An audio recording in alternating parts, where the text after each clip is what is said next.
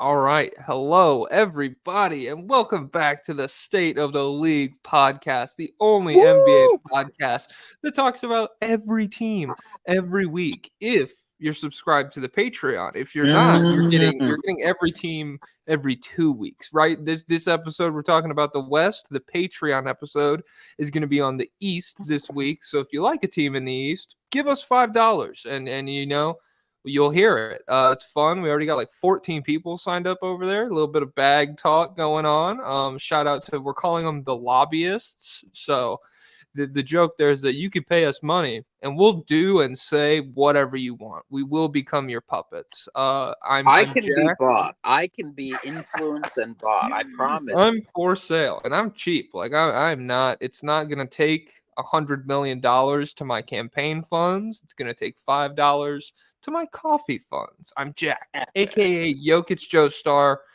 joined as always by the world famous Pablo Escobar. Pablo, how are you doing today? I'm doing okay. I'm at war with Paulo Banchero fans and Julius Randle fans, but I'm hanging in there. They told me I don't watch the film on Paulo Banchero. My latest YouTube video is an hour-long video on Paulo Banchero that was posted before this happened. Go check it out. Hot to TV China NBA. Oh man. Yeah. Very out of character for me. I've been going to fucking war for Trae Young on Twitter over the past couple days. And I'm not even like I got a comment that was like, you know how bad the snub needs to be for generational Trae Young hater Jokic Joestar to start pushing his agenda. And I was like, I respect you for knowing my resume like this. I appreciate that. Cause yeah. I don't know. He's just so fucking good. We'll get to him in a little bit. I'll use the Phoenix lens to talk about Trae Young and how good he is and everything. But Depoy, we're at the maybe. top of the West. I mean, maybe. Who's to say? He ripped Kevin Durant in transition. It's a defensive That's player of the year type play. That's some people say that's the best offensive player ever, and Trae Young took the ball from him. He Yeah. shut him Oh my down. god. So what does The that mean? greatest scorer of all time couldn't even get the ball past half court on Oh Trae my Young. God, Kind man! of embarrassing, Kevin. Come on. Okay. All right.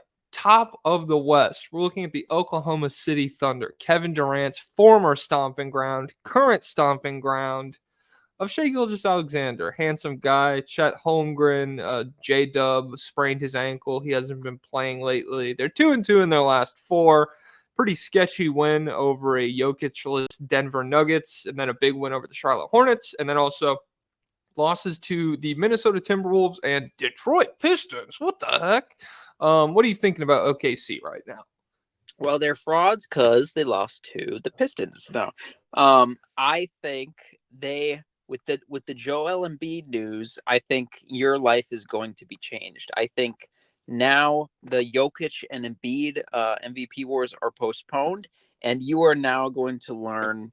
Uh, Everyone who's a Shea fan online, they're going to come for you. They're going to tell you your guy's trash. This is Oh, this is fuck. why Shea should be MVP. And listen, he is averaging 31, 6 and 6 on 65% true shooting. That's big time stuff. And so I think this is going to unlock an entire new world for you. You're gonna be going to battle. Yeah, you know what? I've already got all of the like free throw merchant flopper arguments locked and loaded. And Embiid's better at all that stuff. So like I could just be like, Shay, bro, you're like, what do you knock off Embiid? What is this? You're just I get to the mid range, I do 8 pump fakes, and I get my defender in the air, and I go to the line, and it's super great offense, and my team fucking rocks. Cool, bro, cool. Oh my god, try passing the ball, try being a team player.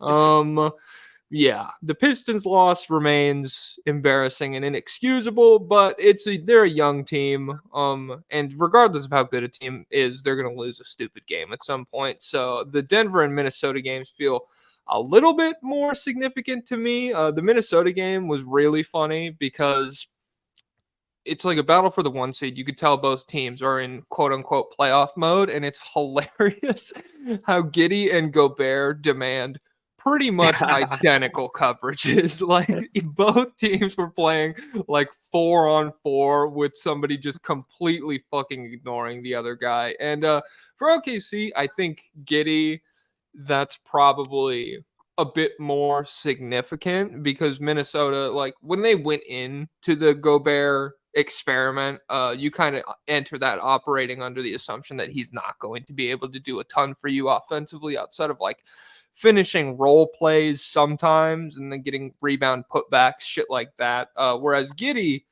I don't know.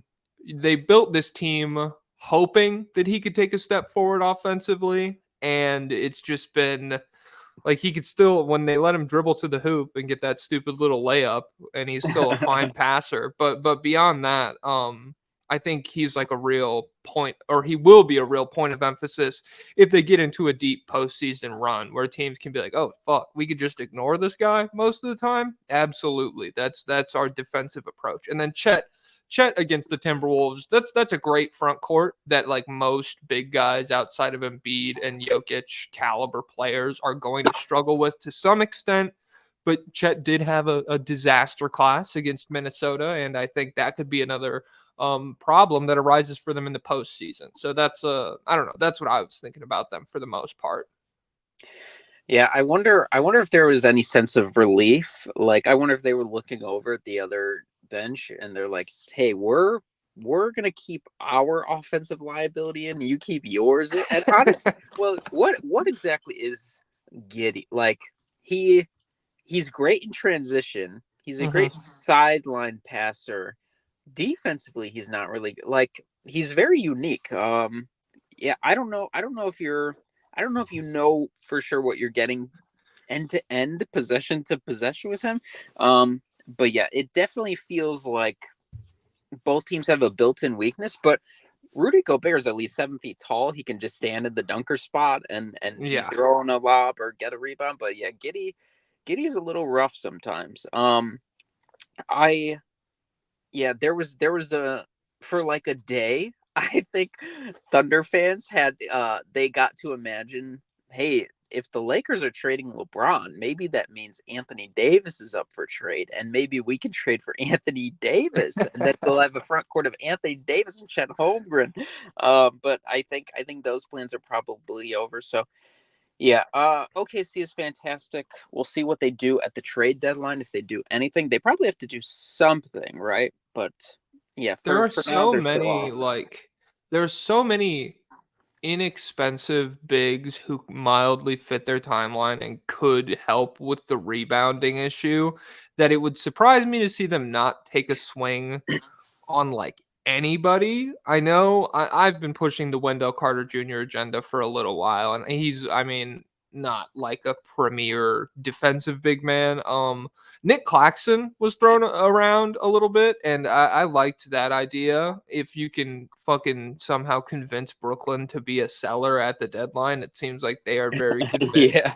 on just like keeping all of their assets and being bad anyways to spite the rest of the league. But I think that could be a very fun fit with Oklahoma City as well. And there's more. I don't know. I didn't write them down. It's just like when you take a look around the league and you see just like, can we pick up a rebounder? Maybe Andre Drummond. Oh shit. Maybe OKC takes a swing on Ooh. Andre Drummond. Maybe Chet for Drummond straight up. I don't know. I'm not just throwing Many are stuff out there. saying.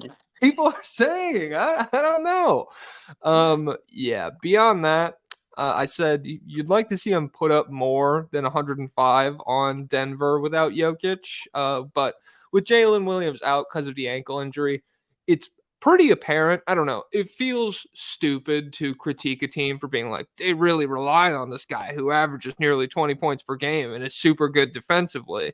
But like if Jalen Williams were to have a down playoff series with like poor offensive production, it doesn't feel like there's a ton of wiggle room for them to kind of supplement that through other avenues on the team. Yeah.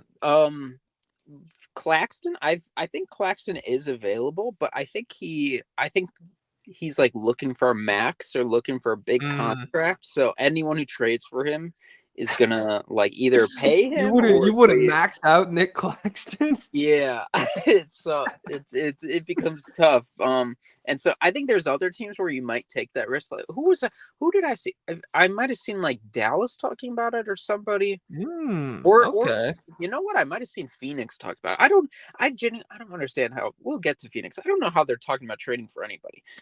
But yeah, you gotta think.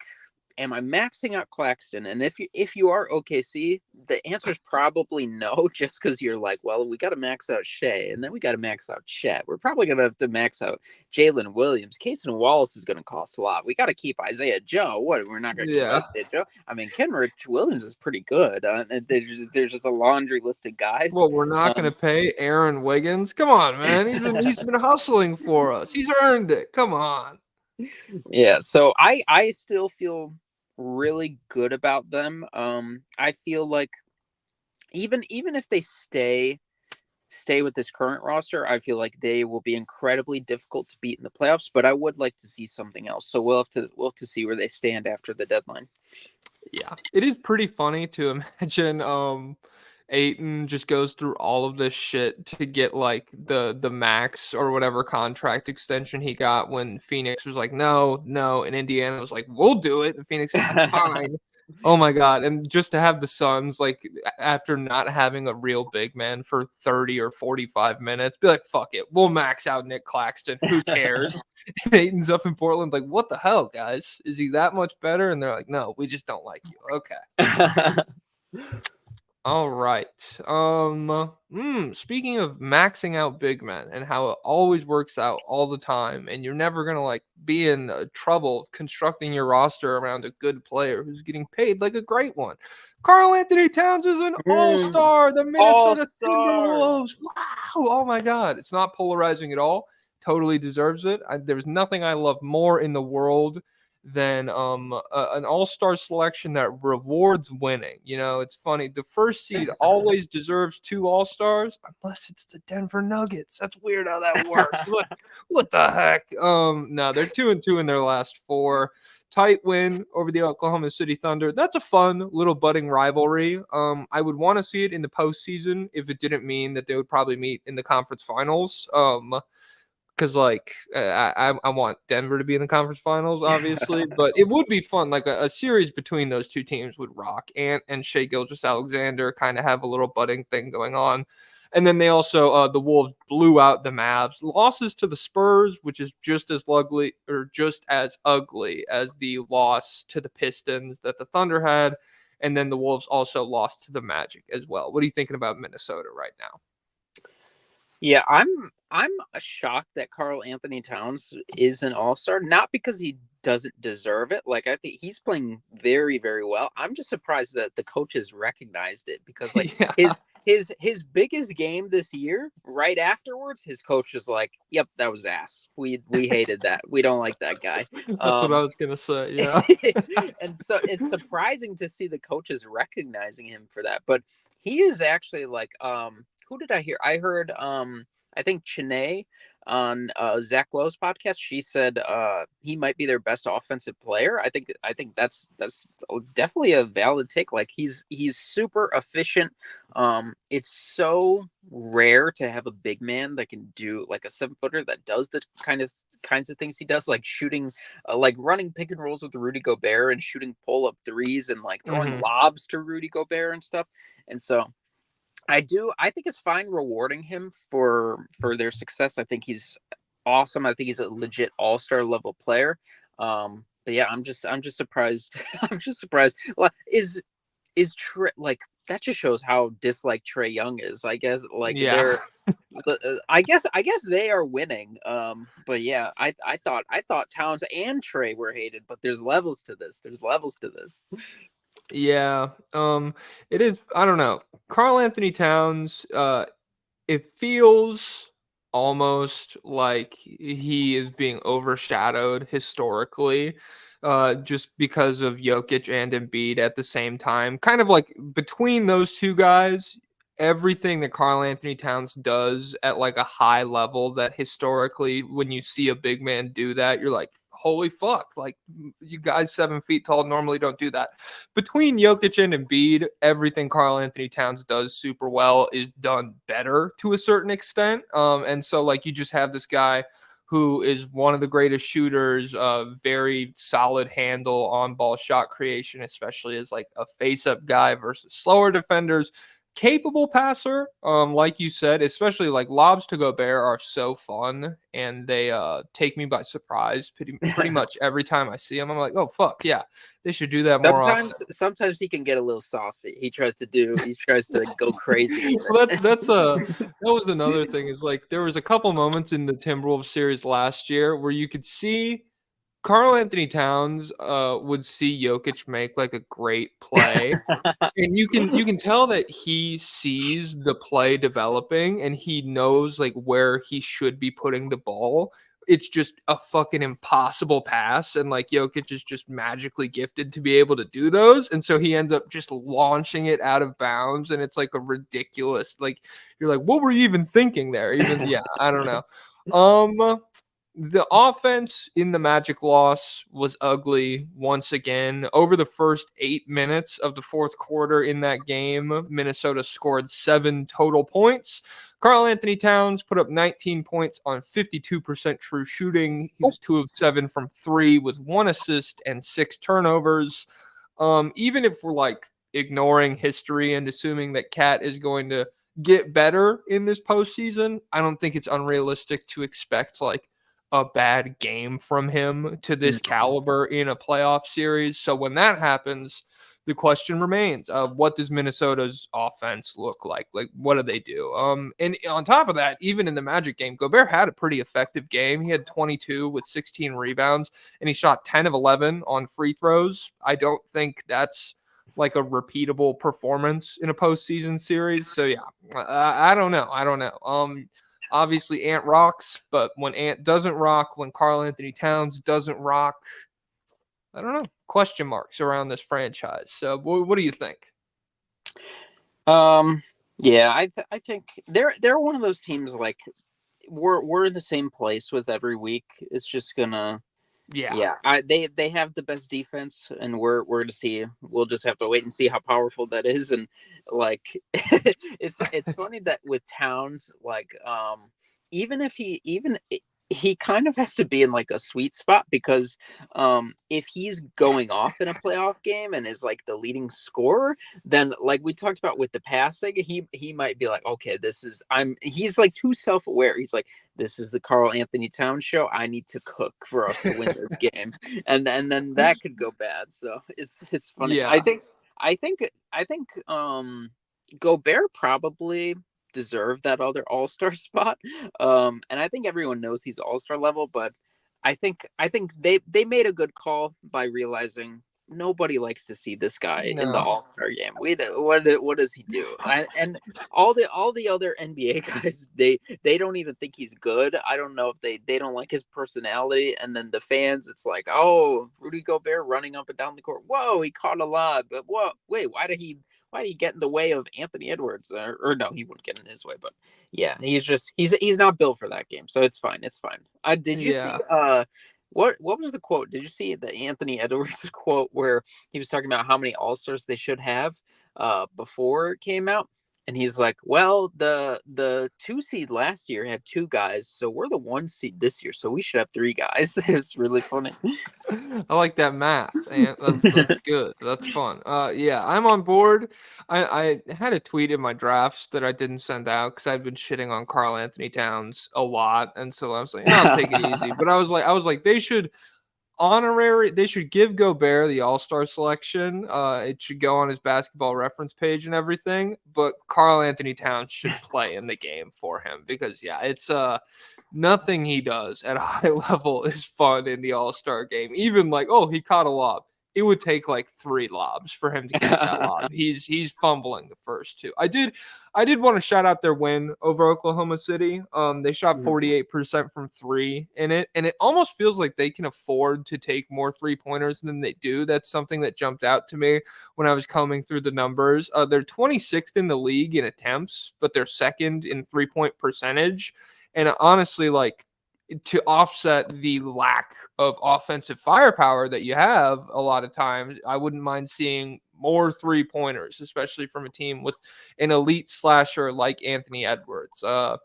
Yeah, I don't know. But the defense in the Oklahoma City game, as opposed to the Magic game where it ended up coming a little bit short, they lost by 1 point. The defense in the OKC game, they held every Thunder player not named Shea to like 4 of 15 from the field in the fourth quarter, while shooting 60% from three themselves. So yeah, the defense in the Oklahoma City game, that kind of was closer to the ceiling of what this team could be and what you would hope to see out of them in a postseason situation. So it's not like a foregone conclusion that this is a dumpster fire in the playoffs. There are just like serious question marks. Mm-hmm. All right. You got any you got any closing statements? No, I'm all good. All right. Moving on to a team with more swag, to be honest. The Los Angeles Clippers, 3-1 in their last 4. They lost to the Cavs, who are borderline fucking title favorites at this point. Then they won over the Pistons, the Wizards, and the Celtics in Boston, which in parentheses, I have all of those wins are equal in value. Nothing sticks out to me there. Obviously, the Boston game, that's fucking huge. Kawhi had a really good quote. I liked it, where he said the wins over the Wizards and the Pistons had been based on talent, and championship teams need to win games based on execution. And I thought that was very poignant. That's such a Kawhi quote, just like a guy who has been in a million different situations and like made deep playoff runs and won titles. He understands what it takes. And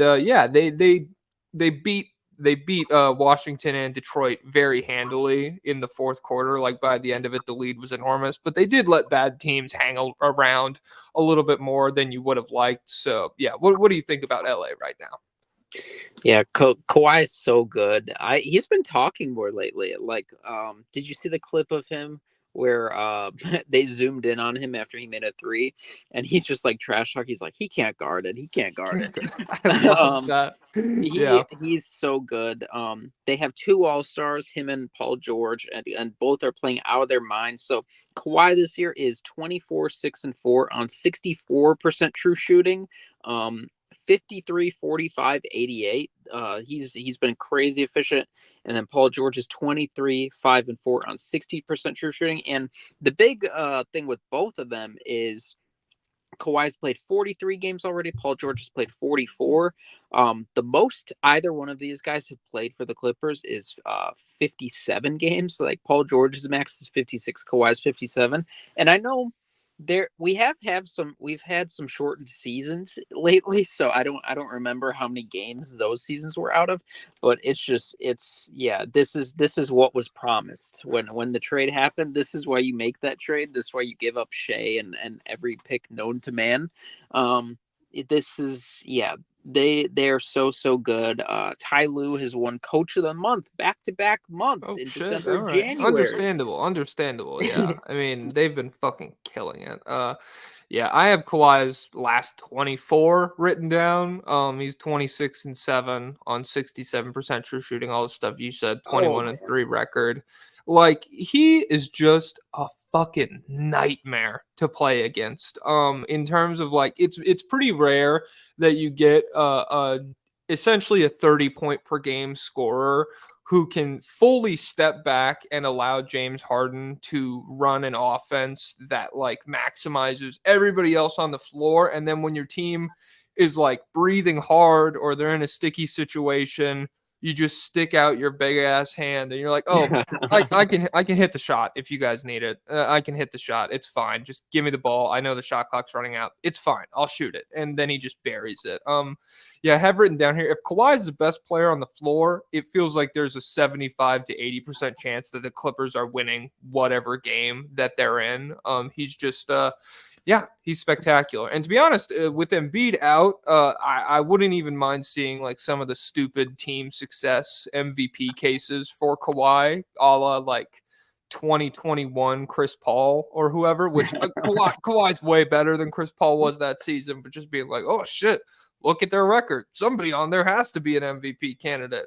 Yeah, I wouldn't mind seeing that. It feels like we haven't got enough stupid discourse anymore. Do you have any thoughts about the Cleveland loss at all?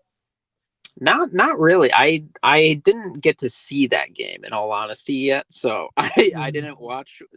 I didn't see what happened with it. But yeah, Cleveland. It's not bad to lose to Cleveland these days. No. Cleveland beats everyone. Yeah, all I have written down is Jarrett Allen on the boards was a little intimidating because the Clippers have so much wing depth that they kind of end up lacking real interior size outside of Yeah, Zubats, and Zubats didn't play in that he's game. been out for a little bit. Yeah, but to be honest, Plumlee is fine. Mm-hmm. Like Zubats is better, but as far as like having a backup who could step up into a starting role, I feel like Plumlee is pretty solid. Like if you look around the league, you could do much worse. And so for them to just get like really beat up on the boards like that, if you run into like Jokic or Sabonis in the postseason, I could see that being like a consistent theme.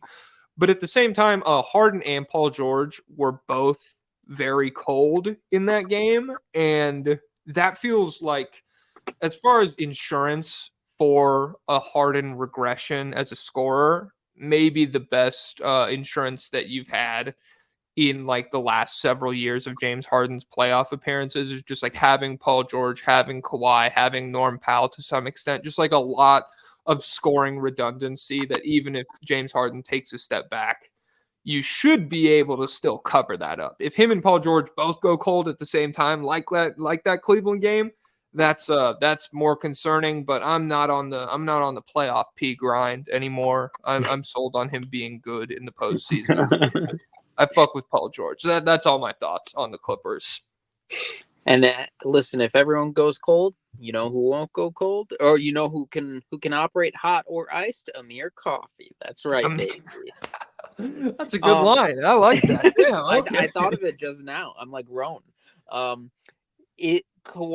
So I was thinking about this.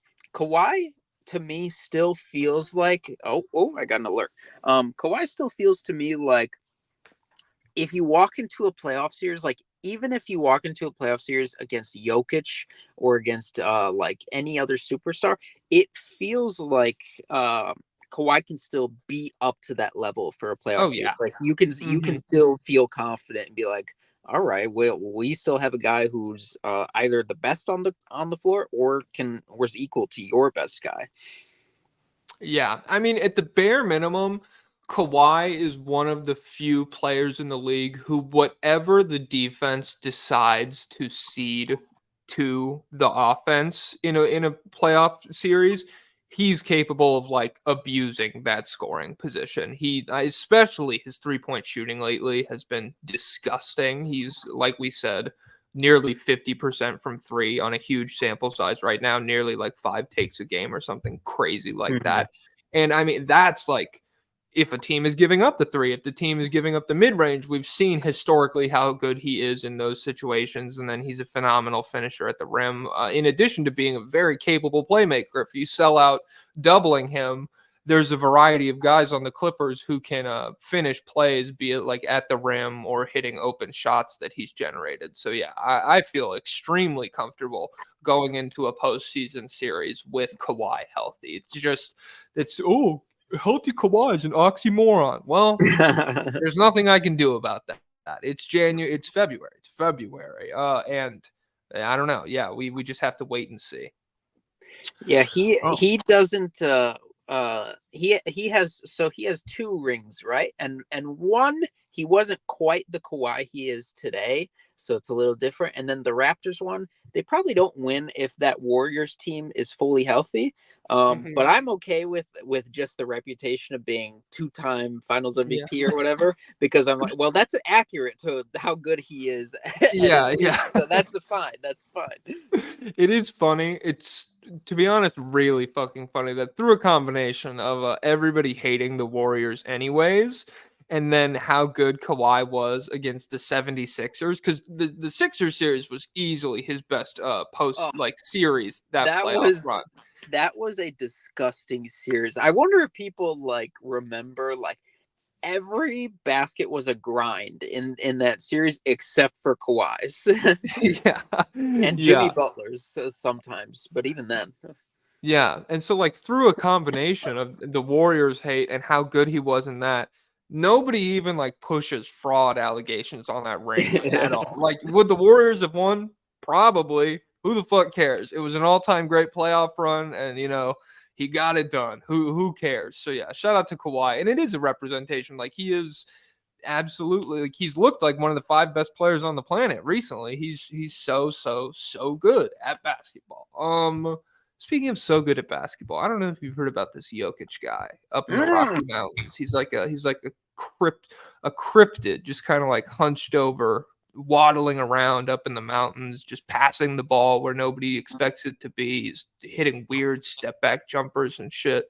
Bleeding with Denver. wounds from hunters. Yeah, yeah. You nick him with an arrow and he drowns you in his blood. It's like, oh shit, how are you bleeding this much? Stop, please stop. Oh my god, go get like the weird spray band-aid shit they have on the sideline, please.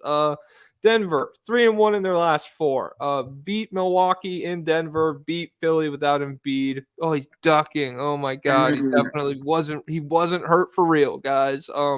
And then and they beat Portland as well last night. And then they lost to Oklahoma City without Jokic. But I don't know, giving them a good game with just like Jamal Murray and everybody, not the end of the world. What do you think about Denver right now? Jamal Murray, not an all-star. Will he ever be an all-star is the question. Do you think he ever will be? He's 26 right now, and so it would surprise me if he never made if they're just for the entirety of his career, there is never a season that he has that is good enough to warrant a coach's selection on top of if the Nuggets were the 1 seed and we're on pace to win like 65 games, which at some point in the future could totally happen with a guy like Jokic. I think he probably will be. Simultaneously, if he doesn't, clear runaway for like best player to never make it right now. I tweeted that out and someone was like, "What about CJ McCollum?" And I was like, "I will hit you with my car, bro. Like, don't bring up CJ McCollum to me right now, please." Jamal. It's because he doesn't play title contenders every night. He fucking lit up Milwaukee for 35 on 66% true shooting, and then Portland comes to town, and he's like, "Oh fuck, I'm just gonna leave everything short tonight. I don't really care, guys." He had like nearly a triple double. But he did have 10 points on pretty shit efficiency versus the Trailblazers. So yeah. Would you rather he stays not an all-star so he can have that title of best non-all-star ever, and for Jokic arguments? For Jokic arguments, I don't care a ton because we got 1 ring with no all stars. That's big. If he has like 3 rings with no all stars, that's fucking insane. But at the same time, I don't know. I feel like almost I was thinking about this today. No all stars for Jamal Murray would put him into like Manu Ginobili territory where you could Was just he ever an all-star? No. I think he was, but the point I'm making is like if that never happens, you could say whatever the fuck you want. You could be like, "Oh, dude, Jamal Murray could have been an MVP. He just didn't want to. He just didn't want to leave Denver. He could have done anything, man. He could have been the best player on I the see. planet."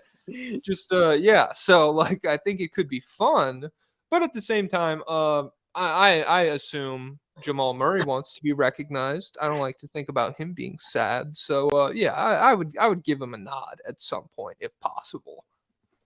Jokic has the most wins ever without a teammate being an all-star. That number is 420. Nice. Haha. The next closest player has 331 wins, so Oh, 100 less. Can you guess who this player is? This is a player who was in the East in the 2000s, and well, do you want more hints or no? is it Jason Kidd? It's not Jason Kidd. It is not a superstar. It's not a superstar. Were It's a they guy. an It's a all-star? guy who could flirt with being a star at times. Okay, were they an all-star though at any point? I would guess no. I don't think so. Damn. Oh shit. I'm gonna need another hint then. Yeah, that's tough. They played for the Chicago Bulls. Okay. Is it Luol Deng? It's not Luol Deng. Luol Deng, one-time All-Star. Woo! Woo! Fuck. Chicago Bulls in the mid 2000s. Not Luol Deng. Oh man. I don't know. Was Joakim It was a baby bull. a baby bull? I don't know. Just give me the fucking answer, man. Who is it? Ben Gordon, Oh UConn my god. legend, little shooter guy. He's kind of like who would be the Ben Gordon of today? Like undersized guard who just shoots all the time, and like he went bar for bar with Ray Allen in a playoff series. Damn. Who would be I'm that trying to guy? think of smaller shoot, maybe like Seth Curry. Well, he was better than that. Well, actually, Okay. I don't know if he was Seth better Curry than that, but rocks. he took I more love Seth shots than Curry. that. Okay.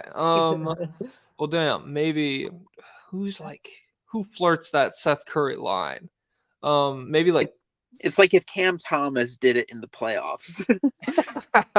hell yeah, I love that. Well, that rocks. Shout out to Ben Gordon, putting the team on his back with no All Stars. Shout out to Jokic for doing the same shit. I'll rip the Bulls lens out of your hand and I'll point it back to Denver, the Nuggets. The Bucks game is the one I talked about the most in this. To be honest, it was a pretty poor outing across the board for the Nuggets. So the fact that they not only won but also gave up just 170 points to this fucking buzzsaw of an offense, pretty impressive. Dame, bad game. I don't care. 18 points on 57% true shooting. Dame lately has been like the big argument against my mind for true shooting. Every time someone's like, "Oh, him and Brunson have the same true shooting percentage," I don't give a fuck, bro. I don't care. 6 points on 1 of 6 shooting in the second half. Really did not play that well. KCP did a phenomenal phenomenal job guarding him, especially in the moments where Milwaukee did a lot to like go get Dame shots and get him going offensively. It felt like one of the big reasons that the Bucks only scored 19 points in the third quarter was KCP just doing a lot of shit on ball and off ball with Damian Lillard. It was also funny. Doc Rivers' first fucking weird rotation of the season. He threw it out there. So once Jamal Murray really had it going, was just absolutely red hot. He set it up so that Giannis would start on Murray, and the switch with the Jokic pick and roll would put Brook Lopez guarding Murray in like drop coverage, just like giving him a wide open elbow mid-range jumper, and he buried it a couple of times, and Doc immediately called timeout and switched back to the shit he had already been doing. Yeah, that made me laugh a little bit. The bench still needs work. Peyton Watson has been really impressive lately. He's one of the big reasons Denver has been a better defense than last season. And then I said Jokic probably MVP favorite in the wake of Embiid's meniscus tear. It's him and Shea, probably, and somebody could make a case over the next however many weeks, months we have left in the season. But yeah, him and Shea have been like clear of everyone not named Embiid up to this point. Maybe Luka, but we'll get to the Mavs in a little bit. Not the brightest days down in Dallas. So, any thoughts on the Nuggets besides that? No. All I'll say is if Jokic wins MVP this year, I think it's the same as how we were just talking about Kawhi. I think Jokic having 3 and Embiid having 1. I think that's the correct number. Now let's move on. Yep, let's move on. Don't worry about it. Don't worry about it. Yeah, I mean, saying don't worry about it. There's not even comments enabled here. Fuck you guys. You guys are dorks. You don't get to say anything to us. Well, there is comments on YouTube. All right, the Sacramento Kings, baby, 3-1 in their last 4 wins over the Pacers with literally nobody playing, and then they beat the Grizzlies and the Mavericks as well. They lost to the Heat, which was a pretty frustrating loss, according to Jack the Kings fan and Aaron Schroeder. They both seemed very upset by the lack of physicality that the Kings showed up to play with. No Famous Sabonis. Harrison Barnes haters, though. So do they know ball? TBD. I don't know. I don't know. Harrison Barnes had 20 on 6 of 11 shooting in one of these games. Mm. Maybe against the Mavericks. I don't remember. But the big point here is no Sabonis or Fox at the All-Star game. Theoretically, could this give him a little chip on the shoulder? That could be a turning point in the season for this team's wishy-washy level of play up to this point. Who's to say? But it is surprising that neither one of them made it, to be honest. Yeah, I like I can't believe they did it. Like when I look at the Western All-Star team, I don't look at any of those guys and think like, geez, that's a bad pick. That guy's not playing well. They are all playing out of their minds. The West is so stacked. But it is crazy to not give them one guy. Like Sabonis this year is averaging 20, 13, and 8 on 66% true shooting. He like just broke an Oscar Robertson record for the Kings. Oh, With okay. like Damn. his 30th straight double double. Fox, like Sabonis though, Gobert effect, kind of lame in an All-Star game. So you have Fox right there to put that everyone would want to watch in an All-Star game, and it's not like his numbers are bad or anything. He's still at 27, 4 and 6 on 58% shooting. He's having a career year as a three-point shooter. They're what are they, the 5 seed? So it's actually Yeah.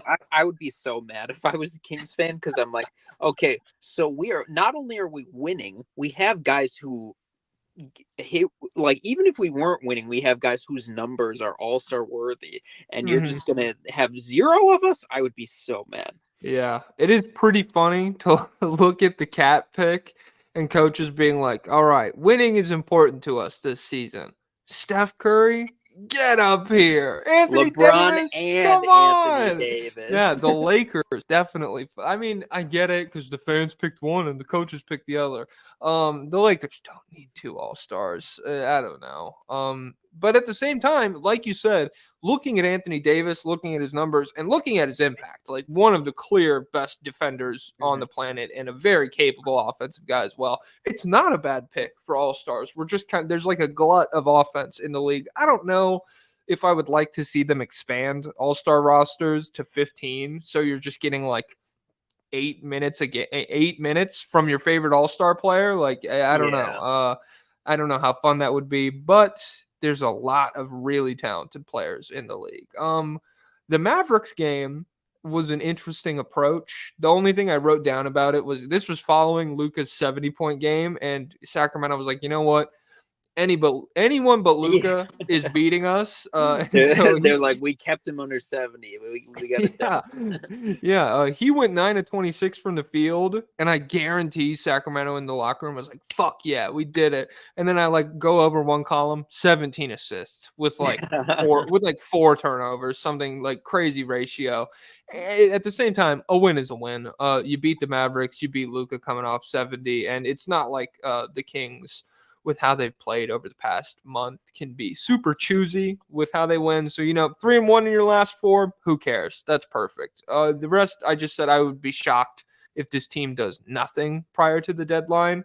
I like Kuzma as a Harrison Barnes upgrade. I don't know if that puts you into like a top tier roster, a big 3 of Kuzma, De'Aaron Fox and Sabonis. It feels like you're kind of hoping that Keegan Murray takes another large step forward at that point. But simultaneously, playing Barnes a big role feels like it's putting a pretty hard cap on your postseason aspirations this year. So I don't know. What do you think? Yeah. How do you feel about Jeremy Grant? I've seen some Jeremy Grant. Ooh, Jeremy Grant is on a massive contract for a long. If you guys don't remember, the Blazers were like, "Hey, we're gonna max out, not max, but like we're gonna pay Jeremy Grant a lot of money to like $110 million. It's for huge money. for Damian Lillard, and Damian Lillard did not come back. So it's kind of a weird contract. And how old is he? Is he 30 or 31? Probably around there. He's been around for forever because yeah, he had the OKC stint, then the Denver stint, then the Detroit stint, then this. I don't know. I feel like I would have to see like a package for either. I don't have like a huge preference as far as players go between Kuzma and Jeremy Grant. I just feel I definitely like Kuzma's contract more because of how it's structured descending. So he's getting paid the most money this season, and then not only does the cap go up as time goes on, but he's getting paid by the end of it like $20 million a year. So it's still a little bit more than you might want to pay Kyle Kuzma if you're a real title contender. But as opposed to paying Jeremy Grant like $29 million, yeah, I like the Kuzma contract a little bit more. So that makes me lean that way. But if you had to massively overpay to get Kuzma and you could just get Grant for like a reasonable deal, I wouldn't be shocked if they could pull something like that off. Breaking news right now. You're hearing it first on the State of the League podcast. This is a news that's going to change the entire sports world. Kylian Mbappe is headed to Real Madrid in the summer. Once his contract expires. Instant reaction. What's your thoughts about Real Madrid adding Mbappe? Probably it's good for them. It's good for them. Will they're he better surpass now. Ronaldo's legacy?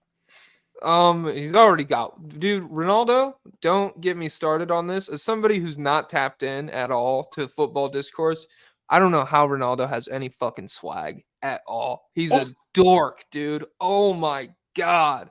Compared to like the based Chad that is Lionel Messi, just like I want to go home and like sit and then I want to play soccer tomorrow and that's it. No, like Ronaldo, he's on top. So for Mbappe to surpass him, I don't know. Fuck, maybe win a couple Ballon d'Ors, maybe. Maybe win a couple cups of some variety. I know footballers love their cups, so yeah. Shout out to Mbappe. Sorry, Paris. Isn't that who he was playing for before? Yeah, Paris Saint-Germain. Yeah, They have a that cool was pretty good logo. by me. So Yeah, damn. they had the Brooklyn Nets of soccer. They had Messi, Neymar, and Mbappe together, and I don't know if it led to anything. Who does Real Madrid? Who do I know? I know Vinny Jr. I think they have Vinny Jr. and Jude Bellingham. And Jude Bellingham right now, this guy, this guy Jude Bellingham, he may have called a player a rapist, and that player is a rapist. We know he's a rapist because All right. there was an audio recording leaked of him raping his girlfriend, and then Jesus Christ. yeah, it was brutal. And then but I guess they ended up getting back together. Common issue. And so there were no charges or anything. And so but now because Jude Bellingham called this guy a rapist during a game, he might get suspended, which seems psychotic for calling a Pretty fucking rapist a stupid. rapist. But yeah, big footy news. Can he and Vinny Jr. can they bring the best out of each other? But yeah, back to real. Okay, I gotta segue. I gotta segue. You ready for this? I'm Speaking ready. of domestic violence situations where the perpetrator has been forgiven by the victim in public. I'm not sure how everybody's feeling internally. The Phoenix Suns 2-2 in their last 4 wins over the Nets and the Heat, losses to the Hawks and the Magic, and rumors swirling about potentially trading for Miles Bridges. Obviously, a domestic abuser has a court case or a court date coming up sometime very soon. I think it was in February or early March. So yeah, I guess we'll see what happens with that. I don't know what the Suns would give up for him. I don't know how he really fixes some of their issues, considering I'm concerned about like their wing defense. Miles Bridges, straight up outside of like personal flaws, not a good wing defender. He's kind of been food this season, and I don't know. It just doesn't feel like he moves the needle for them a ton even if they were able to get him, which I don't know what they would give up for him. What's your thoughts on that? And then we could talk about. I have shit written down about the Hawks game. The Hawks game was pretty interesting to me. So yeah, what do you think? Yeah, I have no clue what they would give up for him, and like just looking at their assets, if that's what the Hornets would value him at, why have him on the roster at all if you would give him up, because I guess the argument would be like, we don't care that this guy tried to and almost killed wife. He is a productive scorer and lob finisher for us, so we need to keep him, and he's shooting well from three and he's averaging like 20 a game. We need to keep this guy. But that all goes out the window if you trade him for Yuta Watanabe and 4 second rounders or something like that. So that's just even more of a disaster than it already is. Um, if the Suns trade for him, rest in peace to all or Mikal Bridges jerseys, because you don't Damn. want to be the guy walking around in the Suns Bridges jersey, and the people will be like, "Is that the guy who killed his wife?" You're like, "No, that's Miles. It's Mikal." But you don't want to have to go through that explanation. Yeah. But yeah, the Suns, two All-Stars, both deserving All-Stars. If I'm a Kings fan, I'm mad. I'm like, we have the same record. You get two guys, we get none. Even though they're better, but still, I'm still mad about it. Yeah. Bradley Beal struggling right now, broken nose, so they're not even playing up to full power. Honestly, it is impressive that they are the fifth seed, just basically with Devin Booker and Kevin Durant doing heavy lifting, and Nurkic has been good for them. But yeah, Bradley Beal is shooting like 32% from three, so we're not even at peak power Suns. But Hmm. still, it just feels like, yeah, it feels like a video game roster. They yeah, they're very top heavy. They have turnover issues. Did you know they're 25th in the league in turnovers and 27th in turnover percentage? So I think that comes Whoa, with like comes with not they don't having a point guard. they don't have a point guard and they're fucking turning the ball over constantly? That's shocking. Oh my god. Yeah, I don't know. There's a lot to talk about with the Suns. So yeah, right off the bat, I right Bradley Beal's first 9 games back from his ankle injury or whatever it was. He was 21 points, 4 assists on 54, 42, 80 shooting splits for 63% true shooting. In 10 games since then, he's 15 points and 6 assists on 43, 20, 76 splits for 49% true shooting. You could feel it in the Hawks game. A ripple effect of this that I hadn't considered before is that even when you get all three guys the deserving amount of shots, according to who has the hot hand in this Hawks game, Kevin Durant took 24 shots, and then Beal and Booker combined to take 32. And on top of that, Nurkic was having a pretty effective game. He took 9 shots. That leaves Grayson Allen with like 7 shots, and Motley he took 3 3-point attempts, and that doesn't seem like a huge thing, but at the same time, when like having such a lethal 3-point threat and recognizing what that does to open up the floor for guys who really like to score crafty mid-range jumpers, tough shots, or get to the rim like Devin Booker does, it feels like a little bit of a waste to not get Grayson Allen more touches. And I don't know, it's tough. I don't know what the correct move would be because simultaneously I recognize that Beal's ceiling, he should be a very, very good 3-point shooter. And, you should just get everybody firing on all cylinders. But yeah, in that Hawks game, that was not the case. Beal was pretty rough. He shot like 25% from the field. And yeah, it's just been ugly lately. They also closed I mean, they've not been good in the clutch all year, but like the closing of the Hawks game was confusing to me because they could have played the free throw game and they fucked it up pretty bad. It was like a 5-point game, and then they made a couple mistakes to the point where it was a 9-point game, and the Hawks were like dribbling the clock out with 25 seconds left. Like the Suns just completely gave up trying to win. And so, yeah, I don't know. I don't know.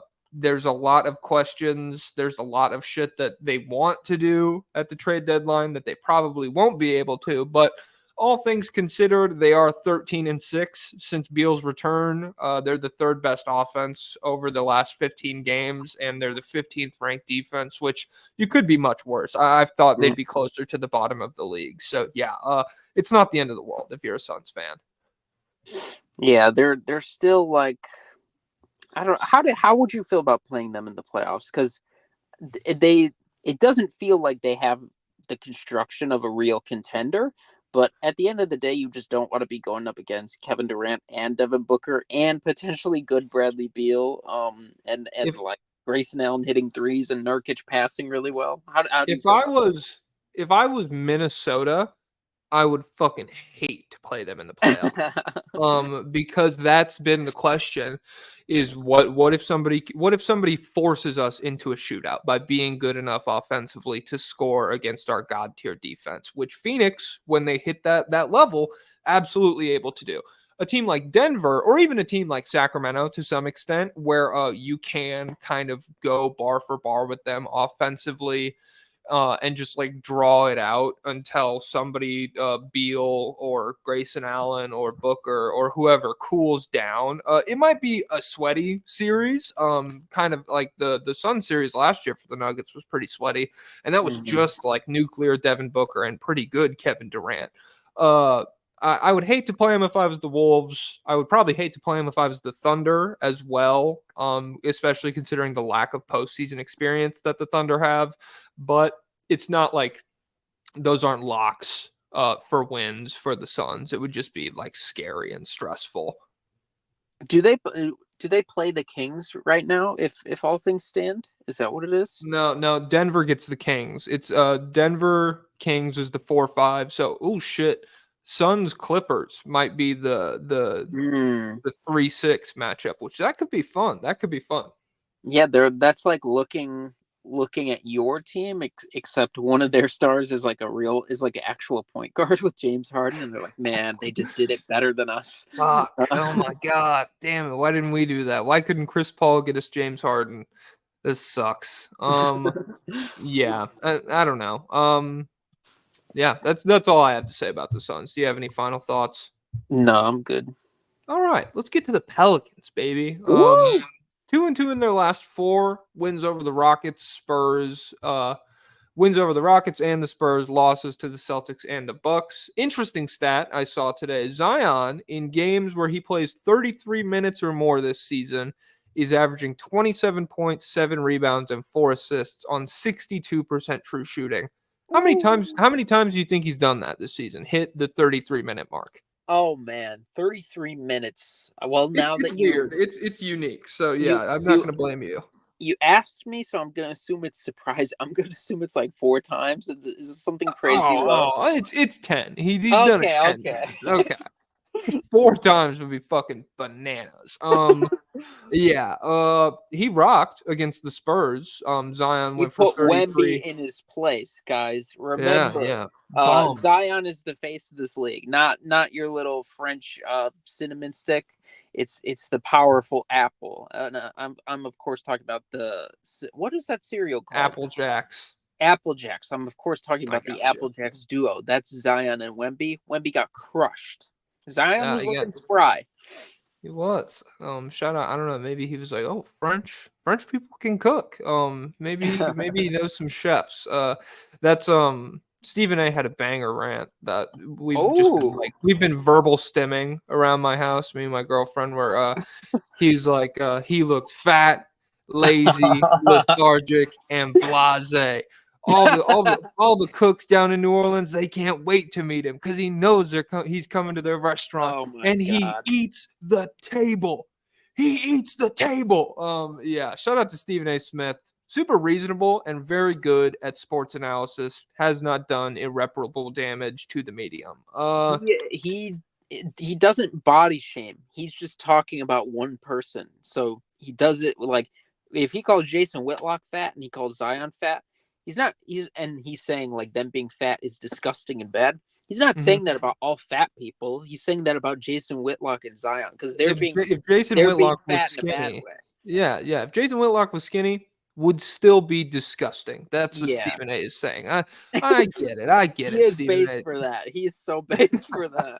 And also Stephen A says not because he's conservative, because I'm also conservative. Jason Whitlock just sucks. Jason Whitlock, I love it. I love it. Yeah, just like no cognitive dissonance, nothing. It's also funny to be like not bald. I guess Stephen A. Smith isn't bald, but his hairline's in the middle of his head.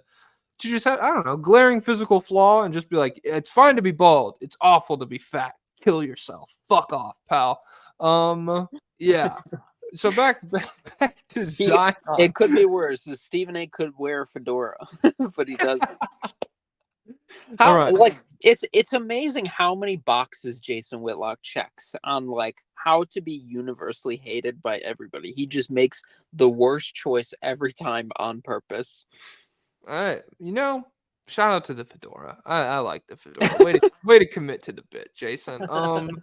Back to Zion, back to my slime. The eye test Oh, from the eye test, Zion legitimately has one of the worst whistles in the league. It's pretty fucking crazy. I'm not gonna lie.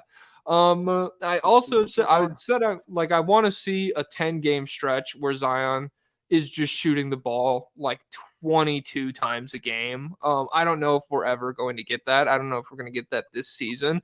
It just feels like it's hard to be like a legitimate volume scorer in that 27, 28 point per game range that we talk about where we want to see Zion. If you don't get a lot of free throws, if you're not great at hitting the free throws you do get, and you only take twos, if you're doing all that and you're only shooting like 17 times a game, it's not super surprising that you average 23 points, I suppose, when I sit back and think about it. So yeah, I would love to see a stretch where he just kind of adopts more of a scorer's mentality, becomes a little bit more selfish, I suppose. What do you think? What do you think about that? Zion is a real hooper. Only real hoopers like Zion because he doesn't mess around with shooting threes. He doesn't he like even guys like Joel Embiid and Shea, they take a lot of like mid-range shots, and like Shea will take a lot of these like little floater shots around the rim. Mm-hmm. Zion is just boom, boom, boom the entire game long.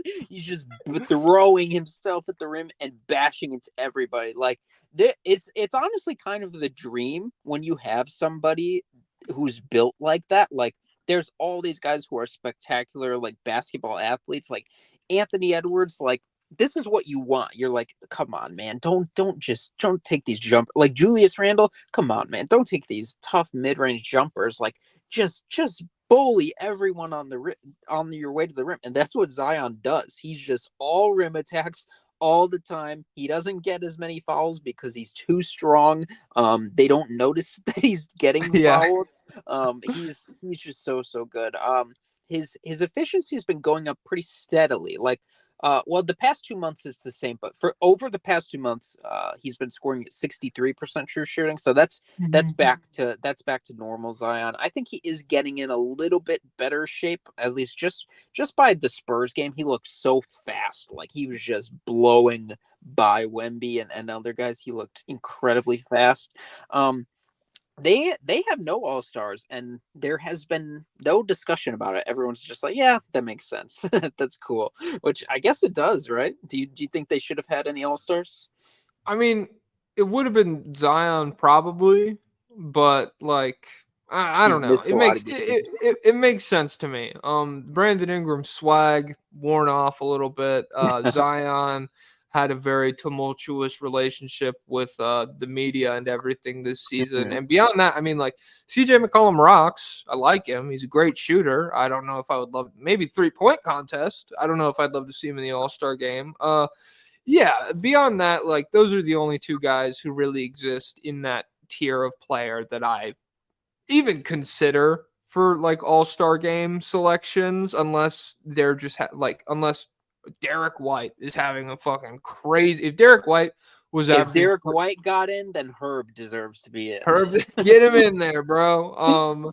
Yeah, I don't know. It would be like when you talk about the way Zion moves, is sports science still a thing on TV? Because I I would just saw a TikTok talking about that. Like that was one of the deaths of ESPN is they lost sports science. And I didn't know this. Apparently they took sports science down after they did a segment about deflated footballs. You remember the Oh yeah, deflate gate? Deflategate, yeah. Yeah, I guess they did like an analysis on if you could throw deflated footballs or something like that. I don't know what but I guess after that they got pulled. But Damn. that show was awesome. Like I got like the guy was showing like they bought a children's limbo game from Target or something, and they were having Isaiah Thomas dribble under it, and he can go like full speed under it. And Oh oh my my god, what a God. great show. Yeah, Zion. Um, Zion. What's it called? There is one sports science, like famous sports science testing facility. It's called P3, and they test a lot of the guys like before they come into the NBA, and some guys go back like in the off seasons and get tested. But I know that when Zion went there in high school, he was tested. I think he exerted more force into the ground than any other athlete they had ever tested when he was in high school, and I think that it might have makes been sense. like his junior year in high school. He's like a Yeah. superhero.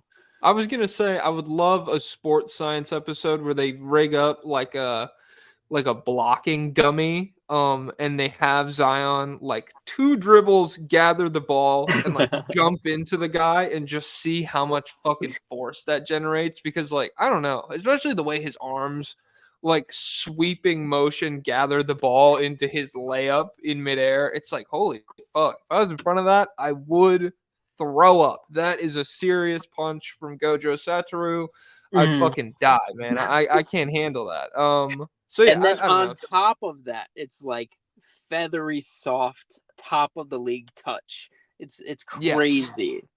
I don't know. Yeah, like and like this season it hasn't even like blown me away. There's the past like the 27-60% from the field season. You would like if you tuned into a Pelicans game, you'd get 2 or 3 finishes a game where even if he didn't make the layup, it'd be like full contact. He is facing away from the rim, tosses it up with his left hand, and like it just like bounces like Kawhi Leonard's game winner. And then it might roll off, but like the fact that it's even close, you're like, how do you do that? What happened, man? So And he yeah, goes left every time. like, like he only uses his left hand. Like there was a play against Wemby where he drove right, and then like he beat Wemby by driving past him and then hopping to the other side under the basket and going up. And I was wondering like, did he do that because he's like, oh, Wemby's gonna try and block me from behind and he'll get it. So if I change sides, he won't get it, or is he just like got to get to that left? gotta there get was that left. there was That's the bread another and butter, time like baby. yeah, he just like switched hands in midair. It's so I love Zion so much. I was browsing the Pelicans subreddit. I saw some interesting stuff. So they apparently have blown 16 double digit leads this season. I don't know if other teams, if that's like number one by far, or what other teams are. Well, it's not great, It's not. regardless. I mean, Yeah, it's not great. It's not necessary. Like maybe they could theoretically they could start the game like 13-2 and then just lose the rest of the game. I don't know, but I think a lot of them are coming in the fourth quarter because someone posted their clutch time stats. In clutch time they are 30th in turnovers, 30th in 3-point makes, 30th in free throw jeez. percentage, 30th in steals, 25th in free throws made, 27th in three pointers attempted, 26th in W percent. What's W percent? Is that win Win percent? I don't percentage, even know. maybe? Yeah, probably. Um, but yeah, They're bad in stats we don't even understand. Oh my god. they're inventing new stats to talk about how bad these guys are. So someone said if they had just won, so they lost 16 games where they were leading by double digits. If they had only won half of those games, they would be 34-13 right now. So I wonder if this Pelicans team could be a sleeping giant, or are they just going to be the volatile boomer bust guys all the way through? Yeah, I don't know. I would love to see. That sounds horrible, but like you said, I would love to see how many of those, even if it was like taking a 10-point lead into like halfway point of the third quarter. 10 points is fucking nothing these days. Like 10 Yeah. points evaporates in the blink of an eye. And in New Orleans, their defense has slid. They're 20th in the past 10 games. Despite being like 10th or whatever on the season. So I don't know. This team has upside. I personally don't think they're doing that much this season. If I had to like play them in the postseason, there's no good playoff teams in the West this year where you're just like this is a fucking win. But the Pelicans they feel fine. Moving on to the Mavs. Weird team. 2-2 in their last 4. Wins over Atlanta and Orlando. Losses to Sacramento and Minnesota. Obviously, that Atlanta game is 73 points from Luka Doncic. Getting blown out by Minnesota. Not an ideal look. I don't know. They're just like, how does a team with Luka stink this bad? It doesn't make a ton of sense to me. It's hard to wrap my brain around. It's super uninspiring basketball, regardless of the level that Luka plays at a lot of the times. Like, even when he plays nuclear, sometimes it just feels like he's lifting them into a game that they should be taking advantage of this performance and just blowing the other team out of the water with. Yeah. What do you think about the Mavericks? Yeah, so one of their big problems is someone is always injured. Oftentimes multiple guys, but if you turn on a Mavericks game, someone's probably out. Derek Lively is out, Kyrie Irving is out, Grant Williams is out, Exum is out. Like, somebody is always missing. I don't know how much they played with their fully healthy lineup, but yeah, they were already a team that was going to be more limited defensively, but man, these injuries do not help. And with like a player like Kyrie, even just like off court issues aside, he's been kind of injury prone, right? Just like Oh, health wise. extremely. Like throughout his career? Yeah. Yes, jarringly so. Like he pretty much never he would never qualify for all NBA if this selection had been in for the entirety of his career. Let me look it up real quick. I would wager he's hit 67 games twice in his career. That's just shooting from the hip. Yeah. So Okay, that no, was like, no. Let me all right. 2014 71, 2015 hmm, 75, 2017 72. And then 2019 he played 67. So from 2018 until now, he's played more than 60 games one time. But he's played 20 games once, 29 games once, and then he's 27 games right now. Yeah, especially stringing together long periods of games played, he's struggled with that for a long time. yeah. So he's been like, it's been quiet off the court with him, and there's been like no chemistry issues as far as I know and stuff like that. But yeah, he's just having like real health issues, so he's got to get healthy. But they like, yeah, they're. Ooh, burp. I apologize. They are one of those teams where got to see what they look like post trade deadline. There's some Kuzma rumors. There's some Wiggins rumors. There's some Dorian Finney-Smith reunion rumors. Who knows though? I Dorian have that written Finney-Smith. down here as well. He's so valuable, man. Will they even be able to get him? And you know what? I was looking at the Mavericks Reddit page, and the people there, they're like, I'm not giving up a first round pick for Dorian Finney-Smith. And so it's so fun. Like Yeah. everyone, and these are the people who were like, a year ago, they were like, I don't know, we might have lost that Kyrie trade. I can't believe we gave up Dorian Finney-Smith. And now they're like, I don't know, you guys may be able to keep him. So I don't know. Well, like, I don't yeah. know where you go as this Mavericks team. You got to do something. I don't know. The Dorian Finney-Smith thing is funny because it removes all getting your team trading for a player is like Christmas morning where you have Wait, a new thing. one little What? update. Zach LaVine is officially out for the season with right foot surgery. What a blast. All right, carry Oh, on. go Bulls, baby. Windy City basketball. Okay. Could they get Yeah. Zach LaVine? Next season. Yeah, I don't know. When you trade for a player, it's like Christmas morning. You're like, oh shit, we got this new thing that opens up all these new possibilities. Trading for Dorian Finney-Smith, if you're the Mavs, there's none of that. It's like we have all of the stuff we had, This is except we just have like like last Christmas. I just we have got, I free got this. Kyrie instead of Jalen Brunson now. Like there's nothing different. All of the shit's gonna be the same.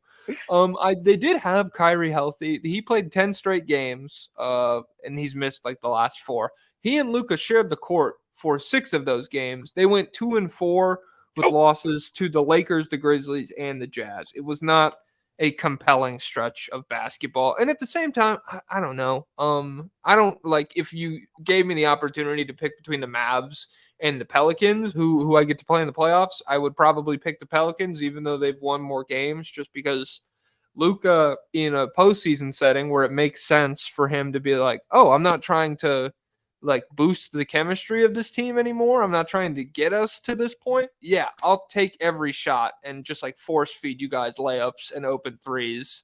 And we could maybe win the series that way. That's really possible because he is that good.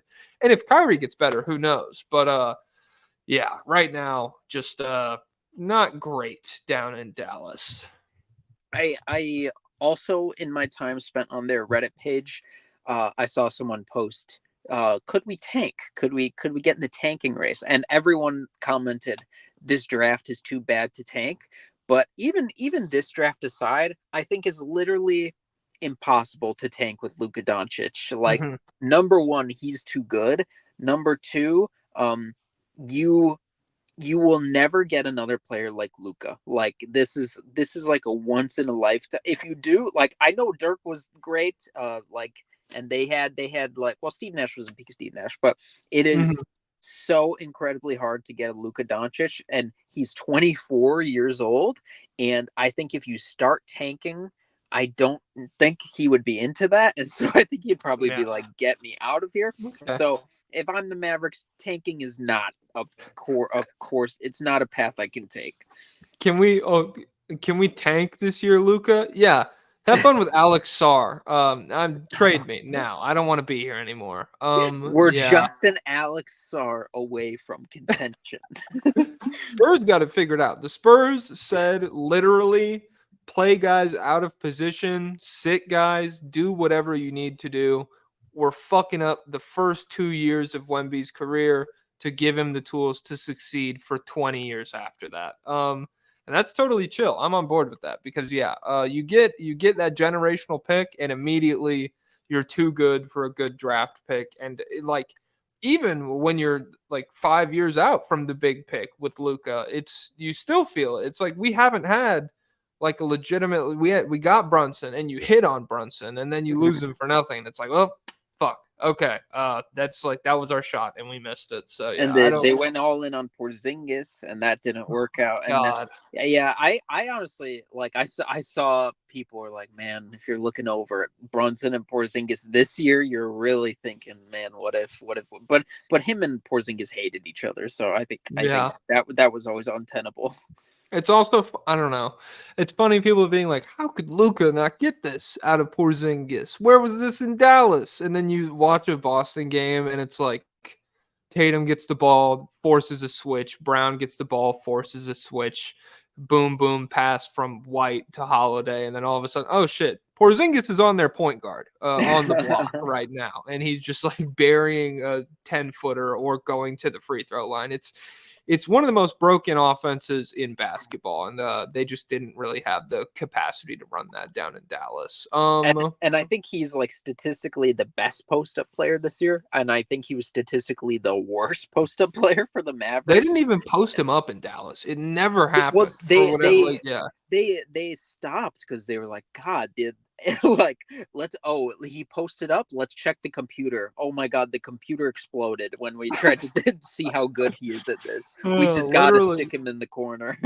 Yeah, well, it exploded because he was so good at it. Like, dude, the computer went 9999999, and then it just fucking Hitler looped over computer. Hitler computer. Fuck, go watch Zone of Interest, everybody. It's crazy. All right, Lakers. 2-2 in their last four. Beat Boston without LeBron or Anthony Davis. Lost to the Hawks and to the Rockets. The Boston win rocks. It's impressive. Is it something that can carry over into a continued stretch of high quality basketball, especially one that survives whatever moves this team is looking to make at the trade deadline? Because in a vacuum, it's not a ton to go off of besides it being really cool, which admittedly it is. It's a fucking phenomenal win, but like I don't know. You catch a team on an off night with a trap game where Reeves goes for 32. Is that something that you can translate into like a good run with LeBron and AD? I'm not sure. LeBron goes, this is fucking crazy. 47 minutes in that double Warriors game. And then he plays both nights of a back to back versus Atlanta and Houston. there's travel in between all 3 of those games. So 47 minutes with the Warriors, travels to Atlanta, like 37 minutes in that game, travels to Houston, and then plays 36 minutes in that game. It's like he is something else. What do you think about the Lakers right now? I think that Celtics game gave us a lot of clarity. I think we know our answer: trade LeBron, trade Anthony Davis, build around Austin Reeves, the new spicy white boy. But it was a fun. How long was it? Was it only 24? Or was it 48 hours? Where that guy tweeted that he heard they're gonna trade LeBron, and everyone's like, "Wait a second, this guy is actually Woj. This guy's actually the best reporter ever." He's right about everything. And so I don't know if that guy is. I saw people bring up his old tweets. I don't know if he has other old tweets that are misses that people just didn't bring up. I know, yeah. They brought up like the Kawhi signing with the Clippers shit. There was a couple of fun points that he was right about, but Yeah, there were some big ones. But like, yeah, I wonder what that is. And then what's his face? Rich Paul came out and he's like, this is not going to happen. So do you think there's any smoke there? I would hope that it's real. I would hope that they'd be like, dude, this is done. We're done with this. That would be cool. I mean, yeah, in from the perspective of I don't give a fuck. I'm not involved with the Lakers at all. Like, it doesn't emotionally affect me. And it's like, it would be super exciting. Absolutely. Fucking trade LeBron. That'd be so much fun. Oh my God. Especially he's been tweeting a lot of emojis lately. Oh man, we got the hourglass yeah. emoji at And like it didn't 3 have any a.m. sand in it. There's one that has sand still Oh falling. shit. His had none, right? It was all at the bottom. I think Damn, that's what it time's was. run out. Time's run out. Oh my God. And then he got they do play the Knicks tonight, I think, but yesterday he tweeted out the Statue of Liberty and then a crown emoji in response to Mhm. somebody tweeting out like an apple emoji. So And he obviously, was tweeting Trae Young propaganda. I was like, ooh. okay, all right. Yeah, no, he I would love that. That would be fun. Especially because if you trade LeBron, does it make sense to keep AD? Not really. So No. like No. all the Thunder people, yeah, fucking move for him. Absolutely. Yeah, I think it would be fun. I don't think they're going to do it, but it is pretty interesting how like quiet the media cycle has been around the possibility of LeBron leaving or being a free agent at the end of this season. Like, I feel like every other time that's happened uh in my life, it's just been a lot like an entire industry for that entire Yeah. season. It's just being like, oh shit, LeBron might leave, and this year it's been absolutely nothing. So I don't know what to make of that. It's just interesting. Well, how would you feel? I don't know if I don't know how the contracts match up, but just let's say this was possible. How would you feel if the Knicks traded Julius Randle for LeBron somehow? Would the Knicks be your number one? Would they be contenders for you? If the Knicks could trade Julius Randle for LeBron James, I want to think of like something silly to say to be like, oh, I'd eat a ticket or whatever, but like, no, I would absolutely fucking do that. Would they be my title favorites? Probably.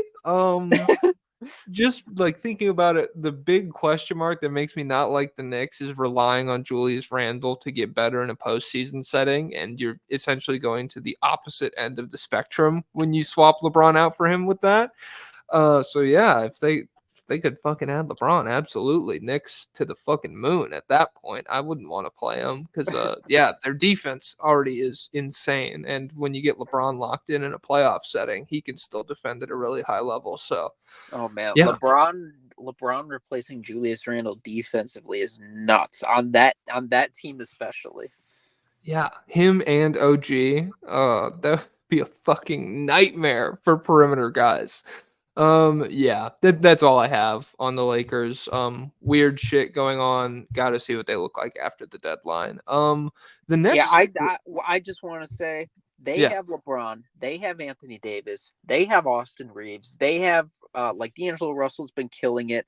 They have like a bunch of kind of useful role players, and they are still like there's rumors like man they might blow it up. My Bulls team they're like, we're good, guys. We're feeling a comeback. Zach LaVine is out, but we're rolling.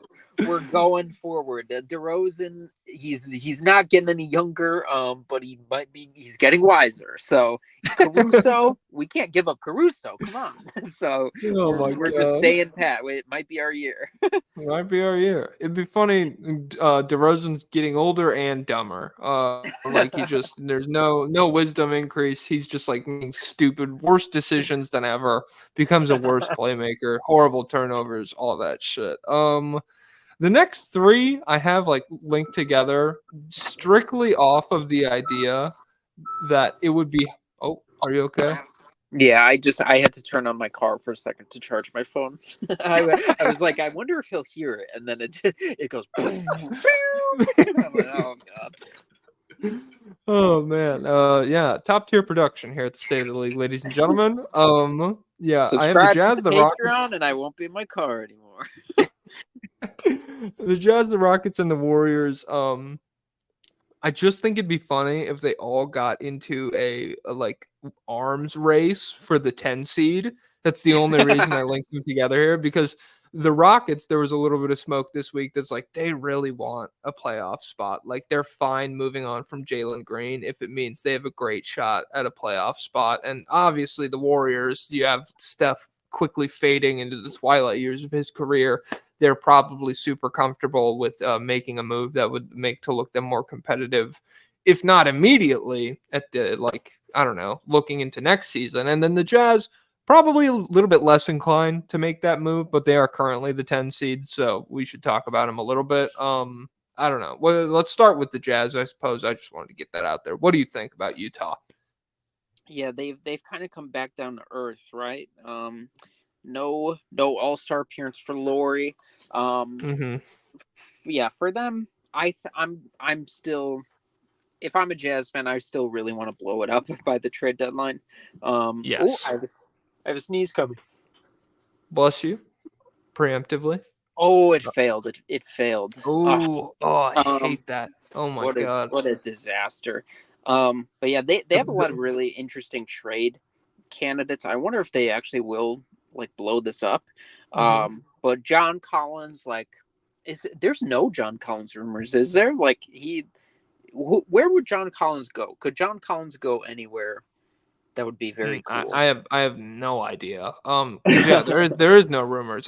The rumor was the Jazz being like, hey, anybody wants him, he's available, and then like nobody even moving. Everyone being like, oh shit, we don't want John Collins. Don't move. He can't see you. Yeah. The only things I have written about the Jazz are 1-3 in their last 4 losses to the surging Knicks. That's a fine loss. The 76ers without Embiid, you get Maxi's career high with 51 points. Mm. That's fine. You would want to win that game, maybe, but it is what it is. And then a 33-point loss to the Brooklyn Nets. That loss sucks. Even if they have Ben Simmons, even if they have the rookie of the year, Ben Simmons. Yeah, the Nets team, that's a team that you should want to beat if you're not one of the worst teams in the league. So yeah, I would totally expect them to sell on John Collins if they can, to sell on Kelly Olynyk, to sell on Jordan Clarkson, to sell on everybody that has any value and just immediately force the ball into Keontae George's hands. Fun little Sexton Call up hot Ice hand. Price. Call up Ice Bryce? I don't know. Start Ice Bryce. If Give him the max. Everything. I don't know. Ooh. If I'm a contending team, I would really, I'd be calling up Danny Ainge about Chris Dunn. Now Danny Ainge is a psychopath. He'd probably be like 4 first rounders, but Chris Dunn is so good. Underrated former Bulls pairing. Chris Dunn, Lauri Markkanen, they're killing it in Utah. Like I was so wrong about Chris Dunn. It's almost come full circle because when Chris Dunn was in Chicago, I was like, this guy's cool. He's up next, pal. Holy shit. You ever seen a dog like this one on ball defense and then just like paying more attention to the Bulls over the past 7 years? I've been like, oh, they always had that dog on defense. It's always just some guy on the Bulls. But with Bulls Atlanta, fans will tell you that Chris Dunn would have been a star or like a superstar if he didn't fall. Like this one time he was up in the air. I don't even remember how, like for a layup or something. He was up in the air. He fell down and hit his head, and he was never the same. They talk about him like like a baby that was dropped. They're like, man, if he never had that injury, if he never fell on his head, things would be different. That's fun. Yeah, a little. I don't know. That's a little like daytime drama amnesia. Yeah. He forgot how to be like a real high level basketball player. Not a ton to say about the Jazz besides Oh, I expect I to sell. What do you got? I did. I was in the middle of reading an article. I didn't finish it. Shout out Joe Holbert, Hulbert. He wrote a big article about how he thinks the Jazz are tactically one of the most impressive teams in the league. He had a bunch of film examples. He was very impressed with Will Hardy.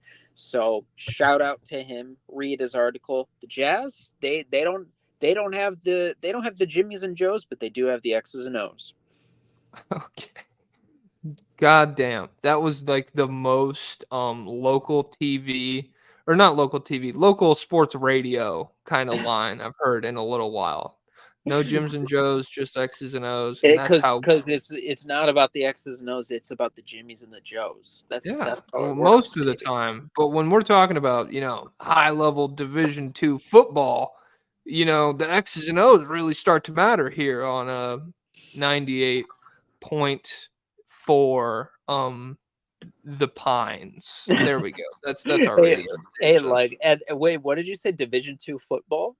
Yes. Yeah, Division 2 football. It might be the Jimmies and the Joes. You might be like one failed rugby player away from like dominating. Like, geez, this guy's killing it Holy for shit, us. Their fullback. He can't remember anything, but god damn it, he can fill a hole, no problem. Yeah, all right. Moving down to Houston, very little on them from my perspective. No Şengün All-Star, sad but understandable. I'm not sure who is having a better season between him or Karl Anthony Towns. Maybe that makes me a casual. I'm not sure. Houston's not very good, admittedly. They're 2-2 in their last four. Over Toronto, or wins over Toronto and the Lakers, and then losses to the Pelicans and the Nets. That is everything I have written down about the Rockets. What do you think about Houston? Well, they big time trade, right? They got Steven Adams, Oh, right? Steven Adams. Yeah. Okay. So very, very interesting. Victor Oladipo is. When is the last time Victor Oladipo played? He is also out It for the was year, it was right? for the Miami Heat, I'm pretty sure. Yeah. So that was very interesting. I wonder. Obviously, fully healthy Steven Adams would be great for this team next year, but you got to wonder if they're doing this trade. Are the Grizzlies just like, yeah, we think this guy's washed? Did they bring in the doctors and they're like, yeah, that's actually the worst knee on the planet. He's done.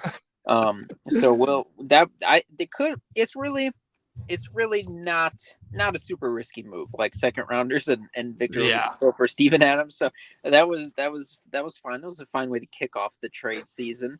Um, Men Thompson said that Şengün is a Thompson twin. He said he's my Oh, the twin. Thompson triplets. Yeah, Yeah, I saw this. Alperin Thompson, he called him. So that's pretty cool. The Jalen Green resurgence. Jalen Green has been popping off. They said, should they trade Jalen Green? And then he said, wait a second, I'm actually good now.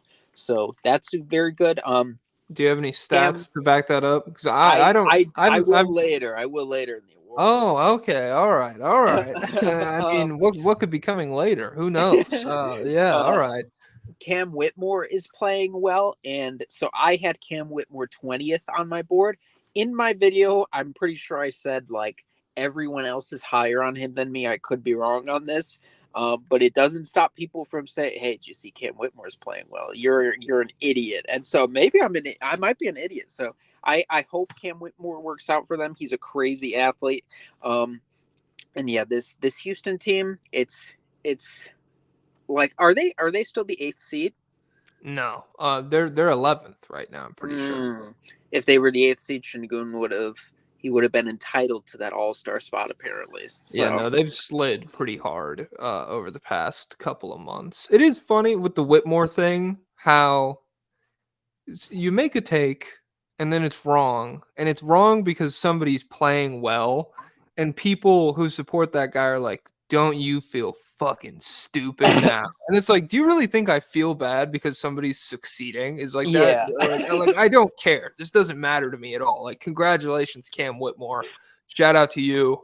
You fell and you're proving everybody wrong. So yeah, he is playing well, by the way. He's got like 17 plus point games off the bench since Kobe Bryant. You might have heard of him. Pretty nice young guy back in the day. So yeah. I think is he averaging like 0.4 assists though still? Like I think yeah, he is also right.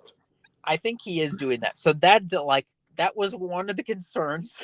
So we'll see if there's any progress made there.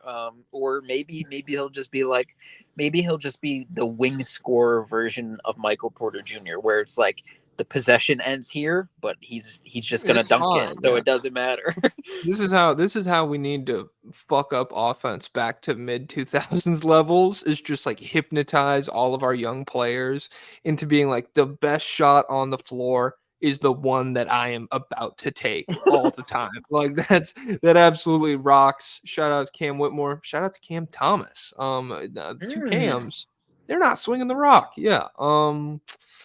That's all I got on Houston. Warriors talk. Golden State 2-2 in their last 4. Beat the Grizzlies. Beat the Sixers in the Embiid disaster class game. Really feels irresponsible that he played in that. I feel bad for him. Should Jonathan Kuminga be killed for trying to kill Joel Embiid? Maybe. Some are saying. I don't know. And NBA players process things so fast, so maybe I'm stupid for thinking this.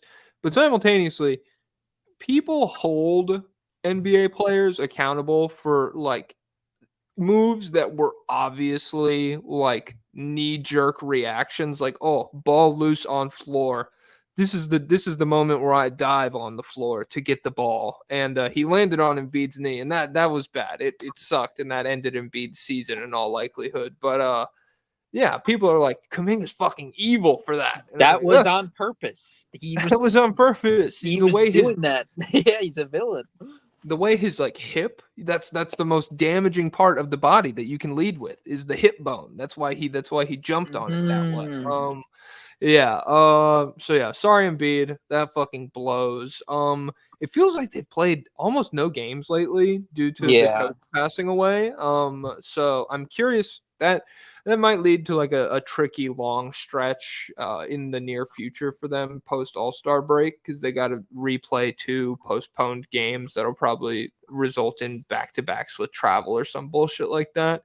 I don't know. I'm not sure. I have it written down here. Not sure if it's a testament to the scrappiness of the 76ers or the shakiness of this Warriors team, but barely beating Philadelphia with that version of Embiid and no Tyrese Maxey does not restore my faith in this Warriors roster becoming a super competitive team.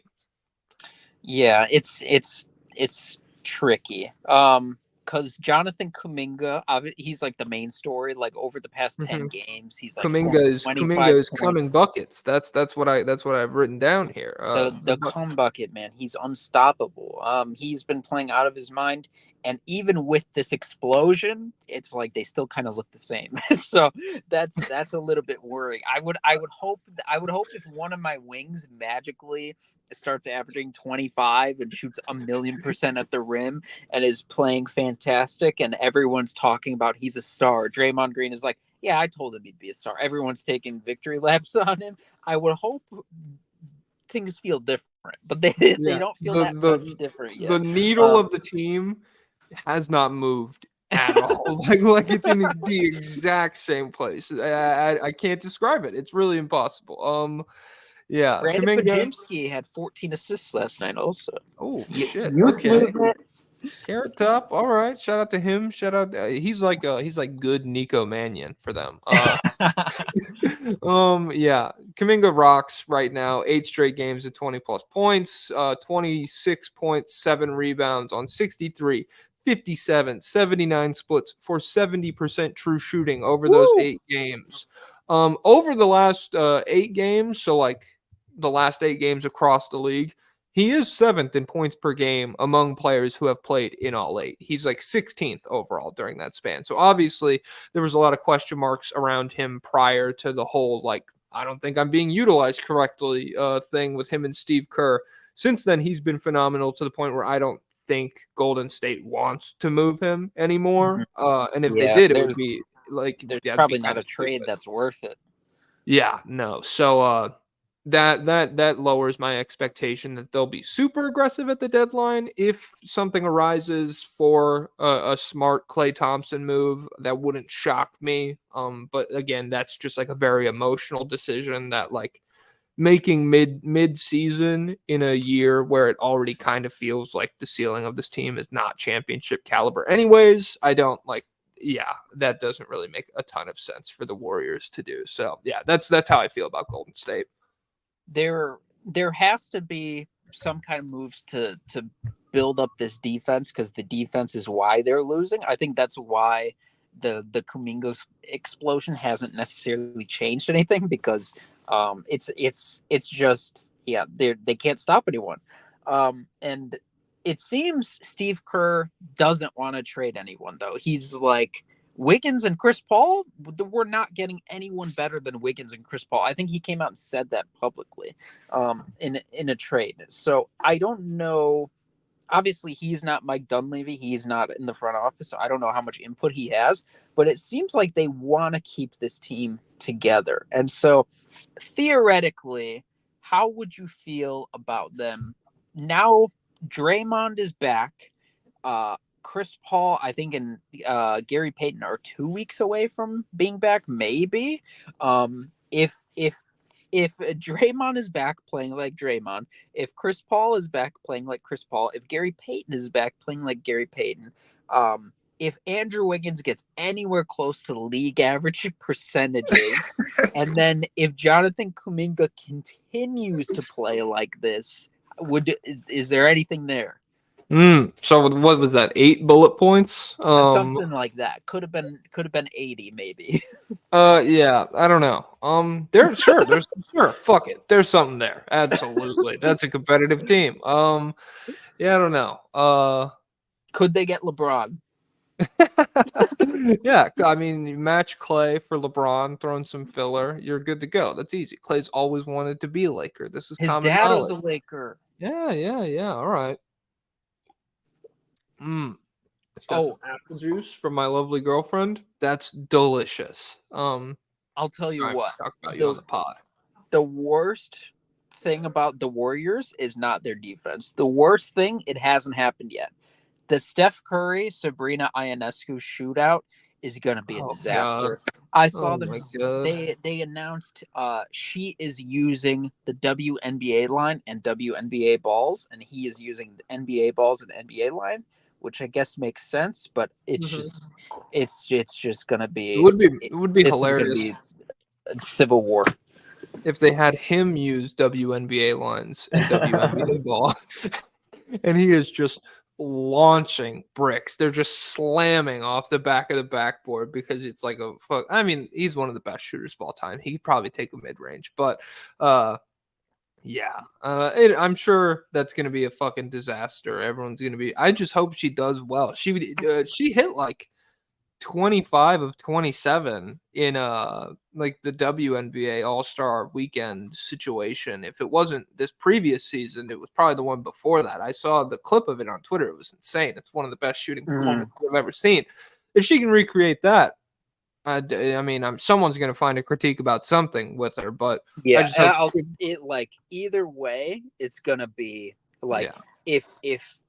if she wins, it's because it's shorter lines and smaller balls. She wouldn't have done it with NBA lines and big balls. If she loses, it's because all women are inferior and Yeah, trash, and we hate them. I would prefer her versus Julius Randle so we could get like a real gap between like this is what a bad shooter looks like. Yeah. All right. Moving on to the Grizzlies. 0-4 in their last 4. Rest in Big peace. trade. Sorry, Steven Adams. Sad day. How long was he there? 2 years? A couple of years, I don't know, because He really ingrained where himself. yeah, where did he go? So he was in OKC. Did New he go? Orleans. Yeah, Oh, he was in New it was him for Orleans. Valanciunas. Yeah, so he was Um, there for a little bit.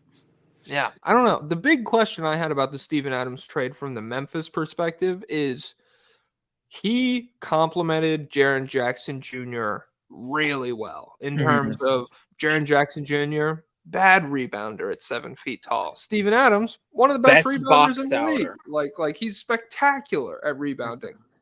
And so does Brandon Clark fill that hole? Doesn't feel like it. He's only like 6'8". I don't think he's big enough. Yeah, and they just let damn, who was their center? That Bismack Biyombo, he played pretty well for them, and he's off the team. So yeah, that's my big concern. It's just like, are we just full time? Jaren Jackson Jr. needs to figure it the fuck out as a rebounder, or is there like, are they bringing somebody in to kind of help with that Steven Adams role? Obviously, this just happened, so we don't have an answer to that second question, but it worries me. It worries me. Beyond that, as far as like actual right now basketball goes, not super tapped in to the Grizzlies. I'm not gonna lie.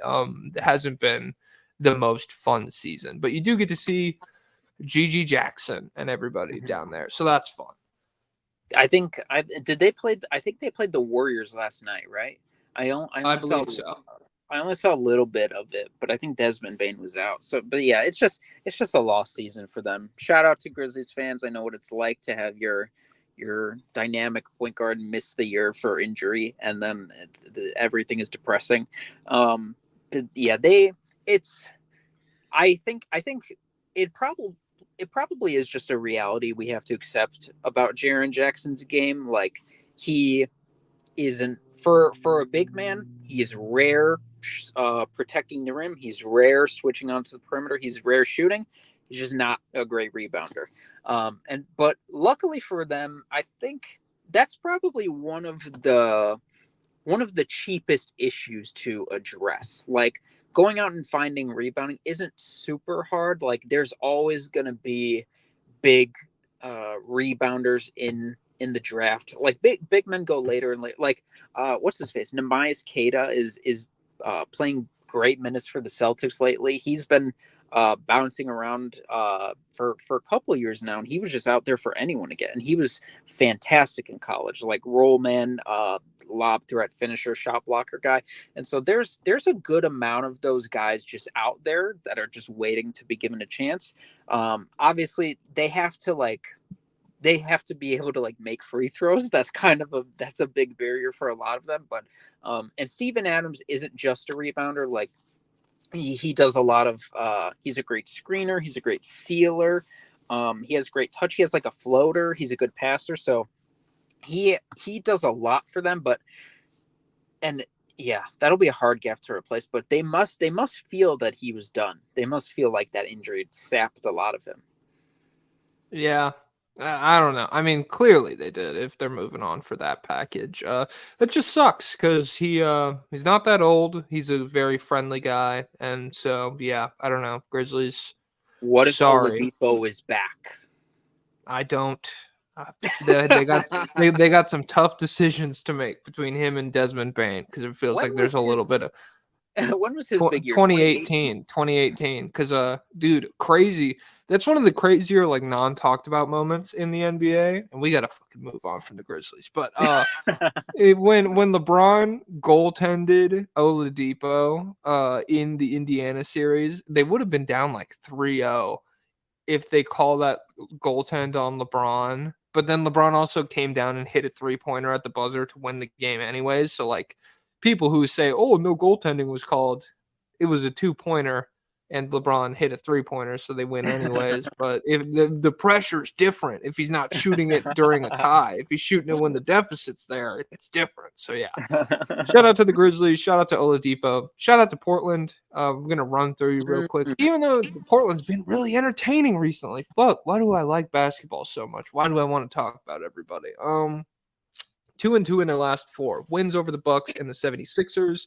Close-ish loss to the Nuggets, and then they lost to the Bulls, a game I didn't really pay that much attention to.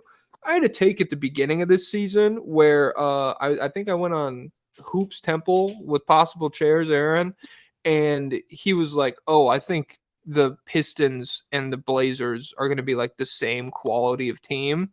And I was like, I don't feel that way at all about the Blazers. I feel like they have very little reason to tank this season. They've kind of established a young core, and they have a pretty nice mix of like guys who can contribute to wins and young guys who they want to help develop.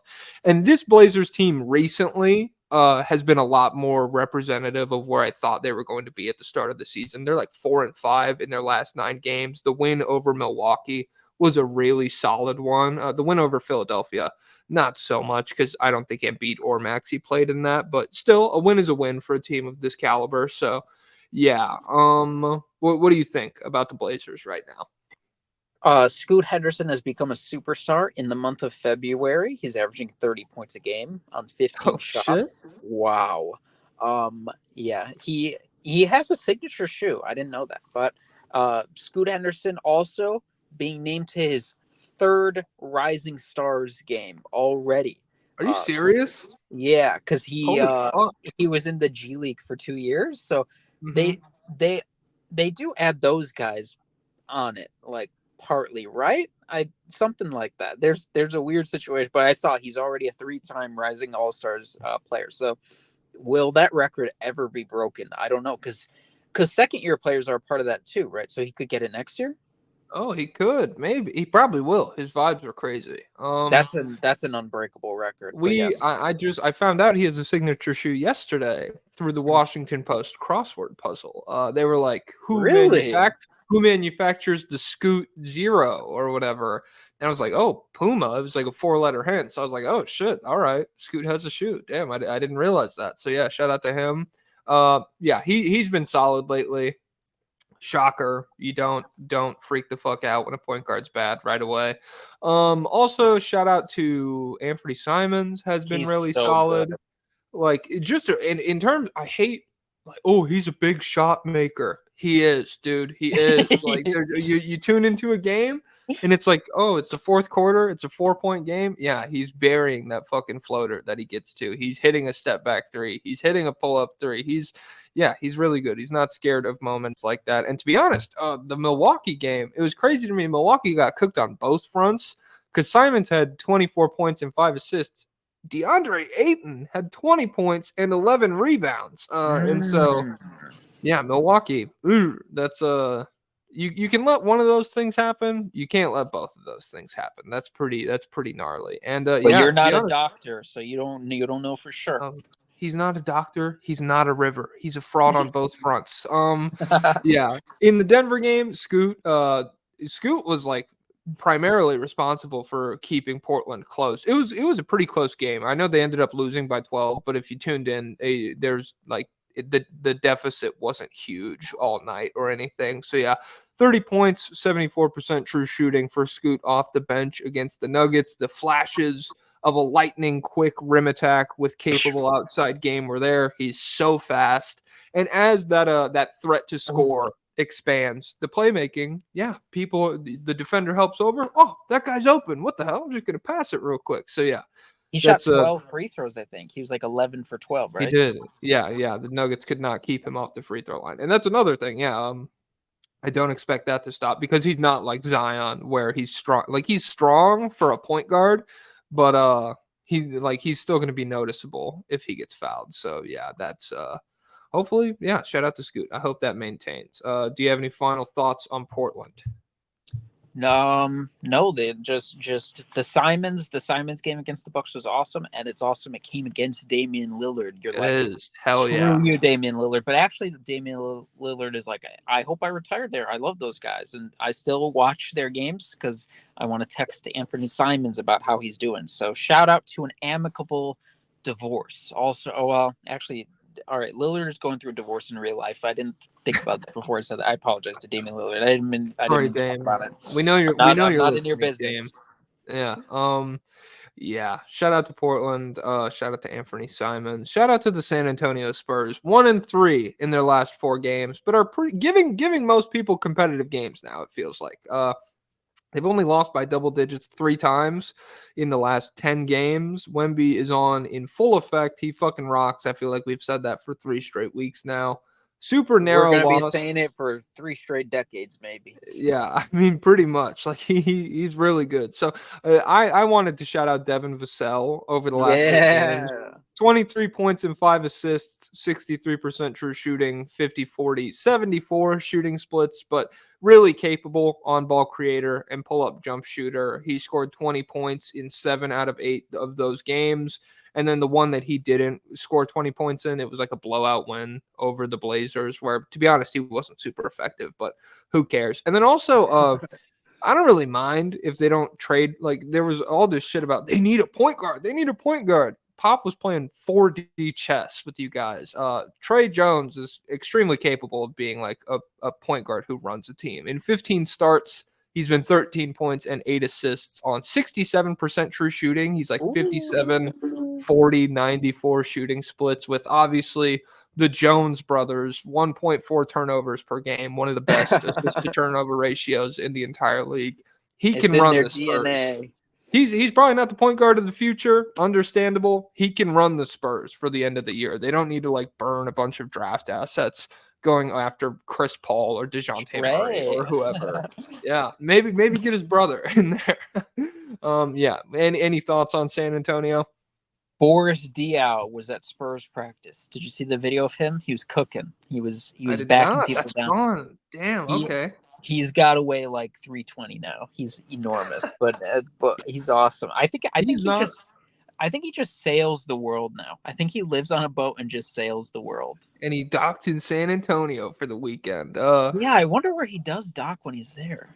I was gonna say I always get him and Leandro Barbosa confused because whenever I hear Boris Diaw, I'm like, oh, the Brazilian blur, and then I'm like, oh, that's not him actually, that's the other guy. So, yeah, shout out to Boris Diaw, Jokic before Jokic, as he's been called, straight dimer out of the power forward position. He really rocked. But that's all my takes on San Antonio. So, you want to go awards?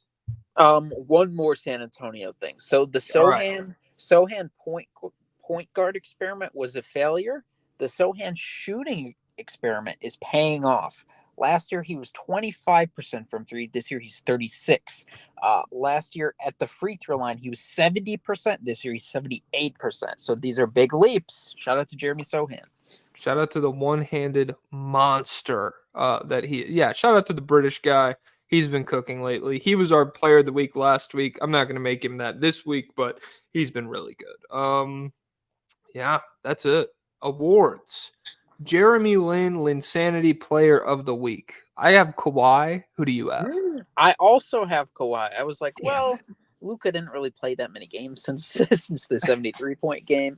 There's a lot of different options, so I was like, I'll throw it to Kawhi. Yeah, I went with Kawhi. 3-1. The Clippers are this week. 30 points, 7 rebounds, 3 assists, 3 stocks on 60, 50, 100 shooting splits. Fucking insane. Didn't play the best team in the world. 69% true shooting. Nice. That's nice. Damn, we've got a 420 nice and a 69 nice in this. I was actually like thinking because I usually don't round up 69 to 70, and I was like, maybe I should do it so I could say nice. And then I literally thought while I was at my desk, I'm not. That's fucking lame. And then you fucking nail both of them right here. So yeah, shout out to you, man. It's not lame when you do it. It's only lame when I'm in my own head about it. Yeah. Remember, guys, everything I do is cool. Everything you guys do is cringe, and everyone talks about it behind your back. That's what they say. That's the Pablo rule. Yeah. I don't care. I already touched on everything that I liked about Kawhi this week in terms of letting Harden run the offense and just constantly bailing the team out with a tough 2-pointer or a good pass or a nice rebound or steal or whatever. He's so good. It's fun to watch him play bad teams because it's like in My Hero when All Might, it's like that vision of Endeavor trying to build the wood over the canyon to where All Might's standing and just overcome this massive gap in their abilities. That's probably how like Killian Hayes felt when he was watching Kawhi off the bench in the Pistons game. That's tough. You got any Kawhi stuff? No, he's just so good.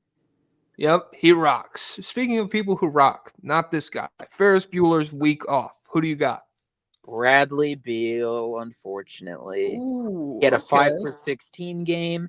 He had a 3 for 8 game. He had an 8 for 21 game. 4 for 13. 5 for 13. So it's been rough. But I'm a Bradley Belieber, or wait, Beal Ever. Okay, yeah. Yeah. Beal Ever. I like Shout out that. to Justin Bieber. He's been singing at the NHL All Star Game. He sang "Eeny Meeny." Shout out to Justin Bieber. He doesn't.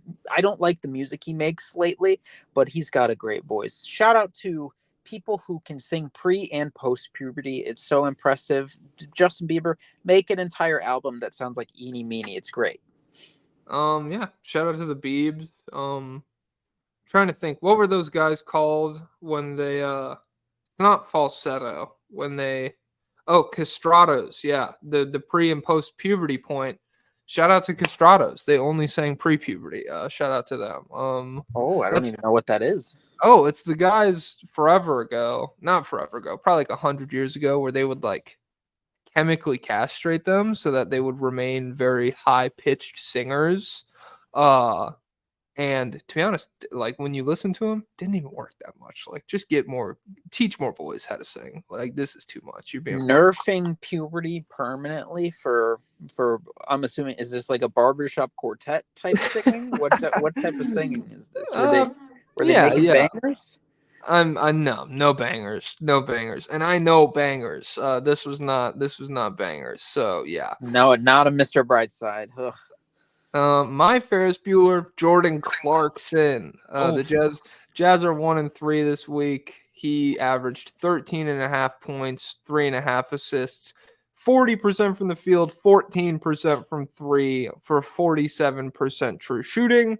And he had a game where he had 10 assists, and then he tallied 4 total assists in the 3 other games. And he played really poorly in the clutch against Philadelphia, which was Utah's only like close game this week. So yeah, not super great. A little less costly. The stakes are a little lower for Clarkson than Bradley Beal, but still gnarly basketball being played in Utah.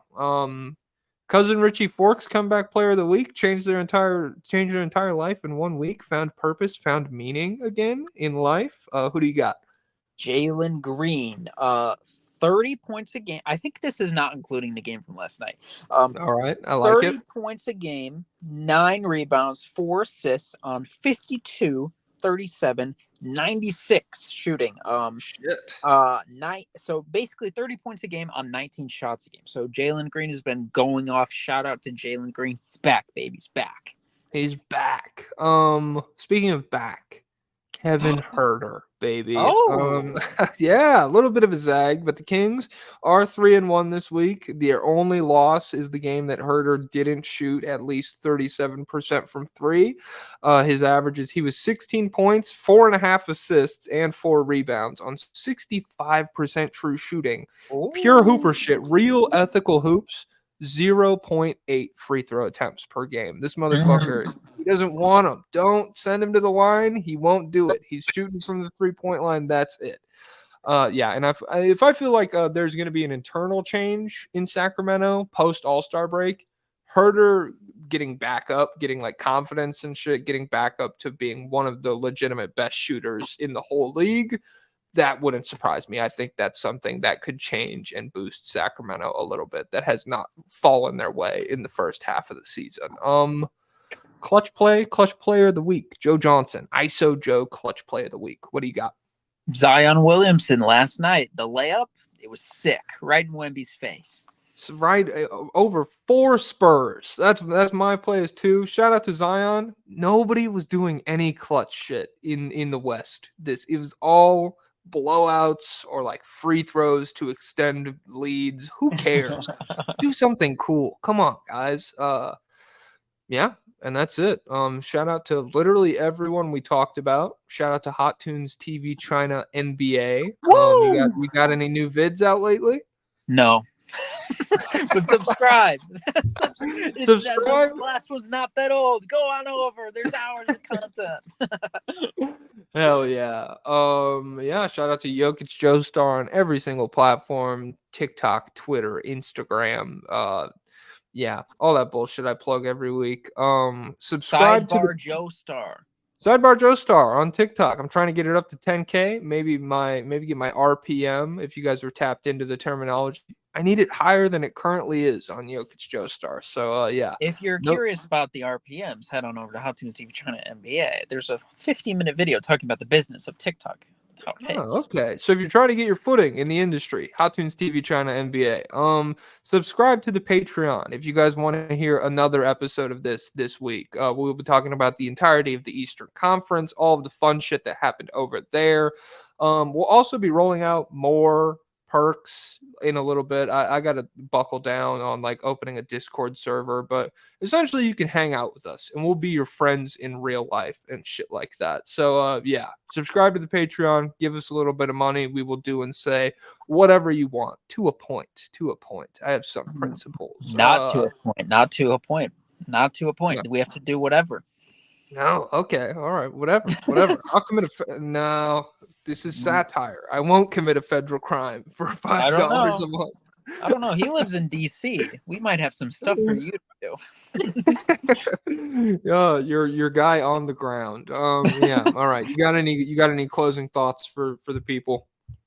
No, I'll just say subscribe to the Patreon. We'll do bonus videos. We're gonna come up with ideas. Maybe there will be a special all-star draft for role players video there. I don't know. We'll see. Yeah, but subscribe. There's gonna be stuff soon, and so you want to. Yeah. And I will listen if you once. I need to log on there. You guys can talk to me. You can say, make a TikTok video about this. And if you're a lobbyist, I might be influenced to do it. Who knows? You guys hold a lot of sway in our hearts. So thank you everybody for listening, especially the Patreon subscribers. And we will see you all in the next episode. Peace.